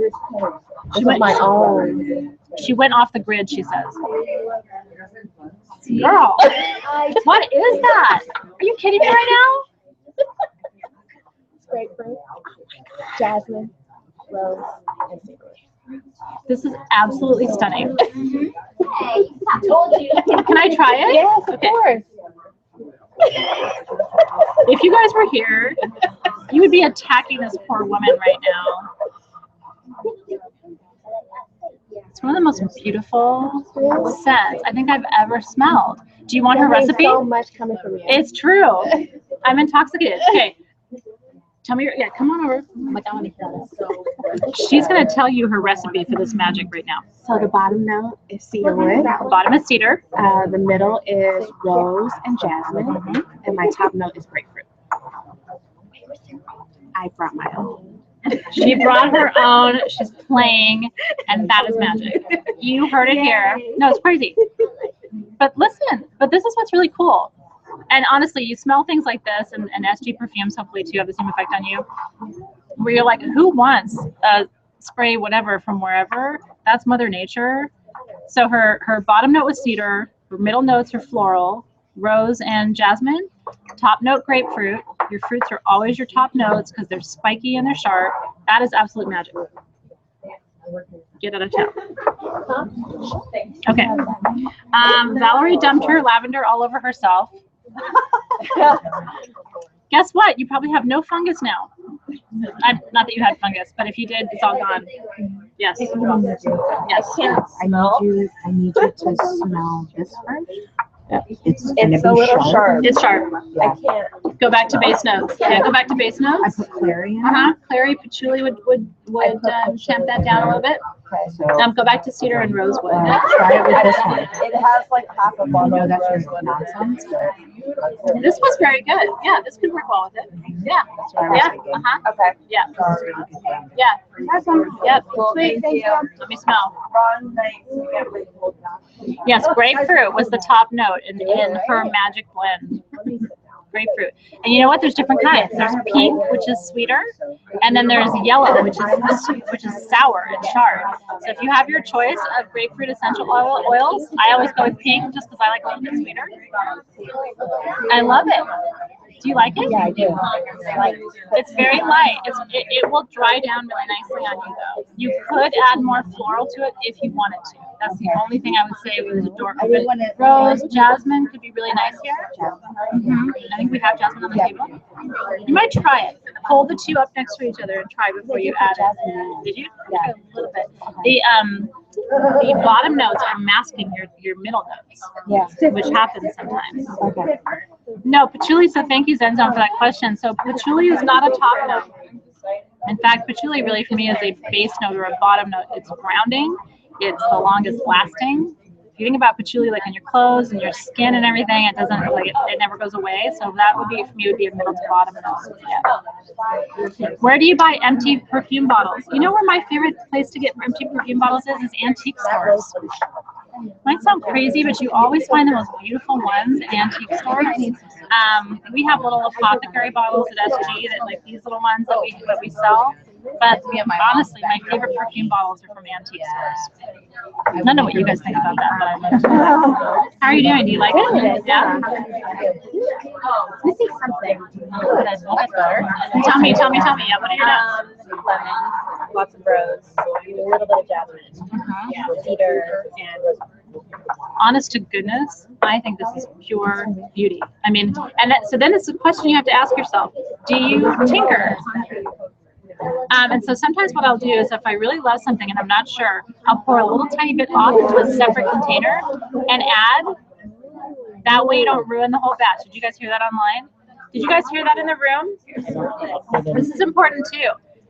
If you like what you have, but you want to play, pour a little bit off into a separate little cup. I have cups over there. Add to what's in the cup. That way you still have most of your perfume. Because if you change your mind, it's a sad story, you know? I would encourage you to consider, but try, hold up a bottle and just hold it and then pour a little bit off to the side if you want to mix that. That makes sense? Okay. Which one do you like better? Let's see. I love this. The only thing it's missing to me maybe is something floral, but it's a wintertime scent. And so if your intention is to do the releasing and go into winter and rest, this actually without the floral will be better for you. Perfect. Yeah, because it's more of the intention. Yeah. I have a question. Yes. Okay. I forgot to We haven't done it yet. Okay. This is gorgeous. Nice job. Tell me your notes. I wish you guys were here smelling all the things. Tell me your notes. Rosewood, Rosewood, rose, jasmine, grapefruit. It's very similar to the blend that she had, actually. It's gorgeous. I mean, it's so beautiful. And what's really nice about it, so she used very clear top, middle, bottom. Grapefruit, obvious top. Rose and jasmine, obvious middle. Cedar is an obvious bottom. When you do that, you always have, you're never going to go wrong, because that's the recipe for a round perfume. Doesn't mean you're going to love it, but it does mean you're not going to go wrong. And that's why I'm trying to teach you sort of the science of really attending to top, middle, and bottom, because you're going to end up with something that has depth and character to it, which that does. It's gorgeous, really. It was the grapefruit that added to it. The grapefruit makes all the difference in the world. Yeah. What did you have room to add? You make 2 bottles. Now you will print it. Yeah, I was gonna say, what you could do is take that home and add your hope over to it later. You know what I mean? So spread it into 2 containers. Oh yeah. Those are all skin safe. You're fine. How are you guys doing online? When I make something, do I post it in the event page? Yes, if you guys can. So here's what I wanted to tell you. Everybody's still blending like crazy in the room. What I want to tell you is, I love seeing the bottled final versions, and I also love knowing the recipes. So go to the event page on Facebook, post, if you're open to it, post your recipes, post your pictures, especially if you have a gorgeous, like, antique bottle or something that you're perfuming in. Show us pictures of what that looks like. Oh, I want to give you my notes. Oh, look, Melanie did tangerine, rosewood, clove, and patchouli. Get out of town. Oh, okay. I feel like I'm missing something and I can't. It's not missing anything. It could use more of a top note. It's very earthy. Right. So options would be lemon, cypress, Raven-Sarah, or lime. Try lime with this. Smell it before you pour it. Yeah. With lime and with all the top notes, smell before you pour. You have to be really sure. It's a commitment. You're not dating anymore. When you do top notes, you're not dating anymore. You're getting married. You have to really make sure you like what you have. So speaking of everything wrong, Yeah. I did like a little bit of everything. Yeah. Because my brain, you're saying it's the releasing season. Yeah. Yeah. Like, I don't want to say the word suicide, but no need to so I guess a little bit of everything. Yeah. I like it. But I feel like you're still smells like the bottom. You need top note. You need top note. You need top note, and that's the same for you. Cypress and Raven-Sarah. Just try them though. Don't jump over that. Elizabeth has like a sad face because she can't smell right now. It's gorgeous. You'll love it. I promise you'll love it. You have to wait for that. Yes. I was like to say, because between all this, just having this like more appreciation of all the hard work. It's not. Thank you. I could go straight into the room, but there's a lot of work. It's just great, and all your smells so great. Thank you so much.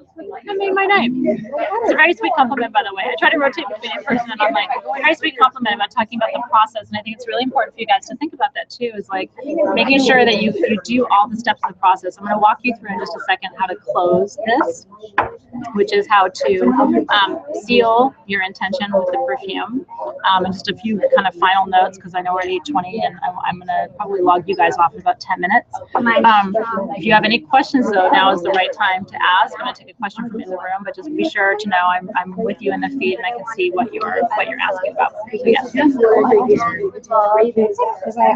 I dropped mine and it's a mess. Oh, are you sure it's a mess? It might be really, really good. No, it's really nice. Okay. It's pine salt. I could scrub the bathroom. We have our first documented case of pine salt. I expect that lady. Can I with the smell gloves. it? It's scary. No, I'm seriously gonna smell it. It's seriously like I dropped it and it's all a mess. Right? I told you. I love it. Really? Yeah. Do you like pine salt? It's not pine salt to me. I smell the flowers. Yeah, see, I need to like a mid note to kind of soften it up a little. I would maybe add another floral and then a top note, and you'll be surprised. Smell it with lime. Yeah, that's the lemon. lime is what I use. Okay. So I do like the lime. You also might try something a little stronger. I use the, that's exactly what I use, the ravens and I use rose. Then try more floral. Try a jasmine. Well, I mean, did you do jasmine in there? No, it would have been good, but I dropped it. It all like grouped out and But I'm a believer that things happen as they're yeah, supposed to. I think so too. Crafting too, so it kind of depends. Thank you. Of course. Essential oils for hair growth. So this is an interesting question. It's gorgeous. You think it should add a little bit lime or like the way it is? No, I wouldn't change a thing about that. I love it. Yeah. Give it a little bit to sit and settle because it's going to shift on you a little bit. Can I try a little bit? Yeah, go for it. That's really nice. What is Sarah? What is it? I wouldn't change anything about it. I mean, you could add a top note, a lemon or lime to sort of like brighten it, or ginger. But smell it before you try it, because that's pretty good, isn't it? Yeah. Okay, so let's talk about. This is gorgeous. I love that. I love it. I love it. All right, I'm trying to decide between helping, like, sort of like closing out our session, but I also want to make sure everybody hears all the information. Maybe what I can do is, can I stop you guys for like 5 minutes, and then you guys can come back and keep learning. Okay, so I want to talk to you about how to finish your perfume. Okay, bringing you back. I need to switch the lights a couple times, like they do when you're in kindergarten. Like switching the lights. Okay. Aw, safe travels. Thank you for coming. I know we're a little bit over time, but you know what? I didn't think anybody would mind. I'd like to make sure you get all your money's worth. All the things. Okay. Hair essential oils. Here's the thing about using essential oils in your hair. And this is from my mom, the hairdresser. Okay, so this is where I get my information from. Can I have everybody sort of collective attention? Because even the quietest of voices, they registers on the computer, so I want to make sure they can hear me, okay? I know we could be up all night. Can you imagine perfume pajama party? Do you know I'm actually doing this for, we do kids' birthday parties here at Sage Goddess, and we always do custom perfume making birthday parties. And so I'm actually doing a quinceañera for a friend of mine for her daughter. We're doing all of her, and so when we do that for birthday parties, you get to name your perfume, we custom print the bottles. It's a really cool birthday experience. I don't talk about it very much because otherwise we'd be hosting parties here all the time, but anyway, everybody likes making perfume, and some kids even choose to do it as a birthday party, which is fun. Essential oils in hair, okay?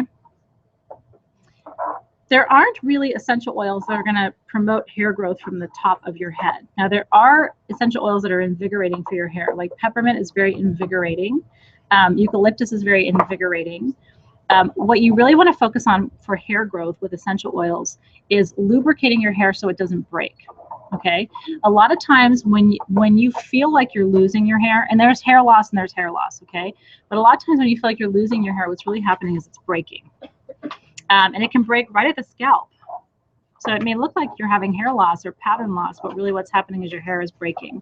Now that can come from the outside or the inside. That can be a function of going through menopause or perimenopause. It can be a result of being dehydrated. It can be a result of poor diet. It can be a result of illness. It can be a result of a lot of things. If you want to grow your hair, the key is to stop your hair from breaking. And the best thing you can do is to remove all sulfates from shampoo and conditioner, which actually create dry, brittle hair. Stop washing your hair very much. I know people will say, well, my scalp gets really oily. Is that a bad thing? I think oily scalps are really sexy. I'm kind of a crunchy girl, so I like a little oil on my scalp. And then, like I said, put the oil on your fingers and run through your hair like this. Some people see me doing that. They think I'm nervous, and I'm not. I'm actually just lubricating my hair so it doesn't break. You can actually, the night before you go and have your hair done, put a bunch of coconut oil in your hair and put a shower cap on and sleep with coconut oil in your hair. It'll really lubricate your hair so that it'll receive the color better and it won't break as much. Are those helpful tips? you want to do a nice hair mask in the shower, you can do argan oil plus jasmine's good for your hair. You can put a little peppermint in it if you want to do like a scalp, like a little jojoba with peppermint oil, and just put it on your scalp and massage your scalp. You can make your hair grow by rubbing your scalp and pulling blood to the surface of your skin, you know? Okay, all the things, all the tips, all the time. Okay, so now you have bottom, middle, and top notes, right? I think everybody has bottom, middle, and top notes. Hopefully you do. If you don't, just listen and you can finish later, okay? So the rest, hopefully you filled your bottle about halfway. If you filled more, guess what? You've made 2 bottles of perfume. If you filled this whole thing, what you need to do is dump half of it into another container and then fill both up halfway with jojoba. Does that make sense? Never waste. And if you think, well, what am I going to do with all that? Hi, do you have friends? Give it to your friends. Give it to your mom. Give it to your sister. People love perfume as gifts. Did you know that? And what's really interesting is when you make an intuitive choice of a perfume, even if somebody's like, well, I wouldn't have picked that for myself, but turns out I love it. It's a great gift, especially if you made it, then it comes with so much love. So what I do is I top my bottle off with my jojoba, just like this. And then I'm going to teach you a little ritual. Are you ready? Yes. Ritual time. Because to me, every step of this process is sacred, truly. I try to go for half. Third is okay. You don't want less than a third. Okay, so you're still good. You're still good. And you'll fill this to the top? Fill it to the top with your jojoba. That's perfect. Absolutely perfect. Anywhere from a third to a half is ideal. Less than that, and it's okay, but it's not going to be as strong. Okay? Full bottle. I always turn my bottle 3 times. Okay?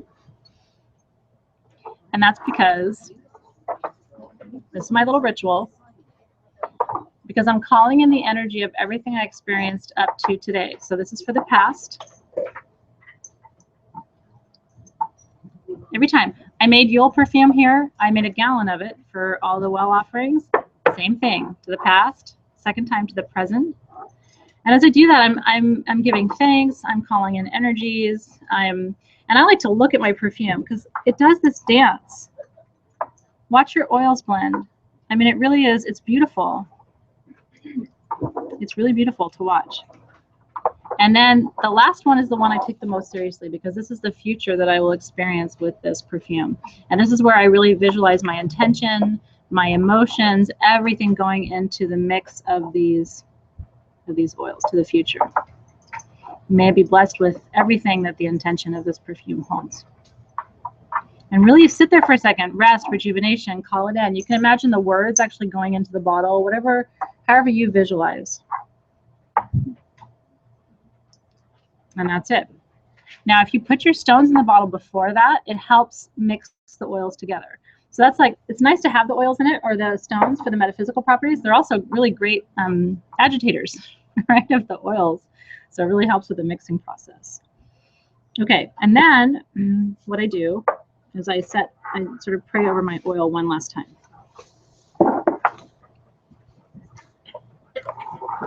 Also, let me tell you some mistakes I've made and how to learn from them. When you're done, put caps on things. If you have caps or if you're just clumsy, like as soon as I told you that, I just spilled the whole thing all over the desk. Usually, you know what I do when I spill an oil? I wipe it up with my clothes. Is that bad? But I usually love when I'm working with so much, and I'm like, oh, here's my shawl. And people are like, your shawl smells so good. Yeah, it's because I've been cleaning up oil messes with it all day long. Cap your things when you're done working with them. If you have animals, you know, my cat just loves to play with whatever's happening when I'm at home. He thinks he's helping, but whatever. Yeah, so one more prayer.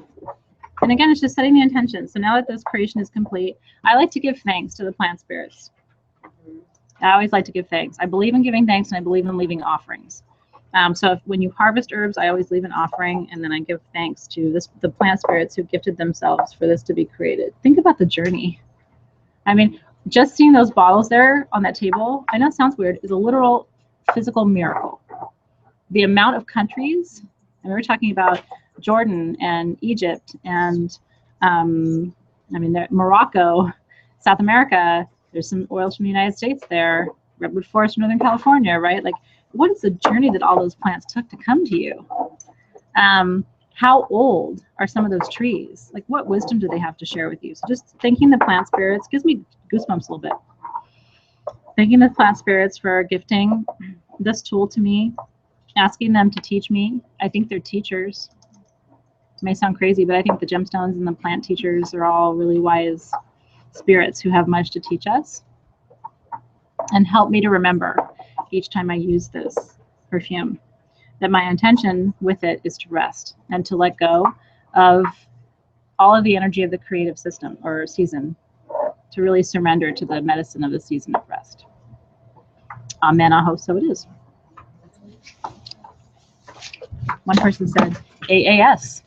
They're trying to make an acronym out of it. It's like, well, if you don't have time to say amen, aho, so it is, because it takes so much time, I guess AAS is a good name. As you wish. As you wish. My other favorite is it is done. You know why it is done is really important? Because the most important thing for manifestation is to act as if the things have already taken place. So instead of saying, I hope this will happen, saying it is done is a sense of completion. Okay, so Haley wants to see the table. I can totally spin this thing around, I think, successfully and show you some things in just a second. I want to thank all of you online. Melanie was asking about thin hair, by the way, or fine hair. I have the finest hair on the planet. It looks like I have a ton of hair. My ponytail is about that big around. Okay, nobody has finer hair than me. Coconut oil is the thing. It's just the bomb. You know what I can't put on my hair is olive oil. Too big. And by the way, no oil. Remember, a hand whip. No oil in here. Just here down. You don't need to be sitting there pouring. I mean, I hope I'm not misdirecting you. I don't want you pouring oil all over your head and stuff. Gentle fingertips. Goddessy, not, you know. I'm so glad you guys had a good time. I hope you guys in the room have had a good time too. It's an interesting experiment to hybridize myself in a way and be present to all of you at the same time. But I did my best, and I hope it was a great experience for you. So here's what I want. First of all, Jason and my team are going to set up a sample selecting situation so that you guys at home can try some of the ones that we were playing with tonight, and that's my gift to you. So we'll figure out how to do that for you, and we will post that on the event page. I want to see what you make. I want to know your recipes, if you're okay sharing. If you want to keep it a secret, I understand that too. There's something in the details, keeping things magic and private, that I understand as well. And then if you're interested in 2.0, we'll come back to that in 2017 and maybe do more of an exotics version for you. Much love to you guys online. Everybody in the room is still playing and blending, but we're going to sign off and say goodnight in just a second. I'm going to try and turn this around so you can see the room, and then I will see you soon. Thank you guys so much for being here. All right. By the way, if you do want to smell something amazing, you should get a well offering and get Yule. It's pretty amazing. You will love it very much. Here we go. Woo! Everybody say hi. You're online. There's the table. Here's all the oils, the droppers, lemon and clary sage. We've got our gemstones in our little photo folders so that people can access them really easily. These are little miracle workers. I think everybody in the room is playing with these. It's really fun. You sort of, it's a pipette, right? So you put it in the dropper, you just squeeze it once, it pulls the oil up into it. But then, unless you pinch it, the oil doesn't come out. So you can actually walk around the room with oil safely and not spill anything using these little pipettes. Good night, everybody. Thank you for being here. It's been so much fun having you here.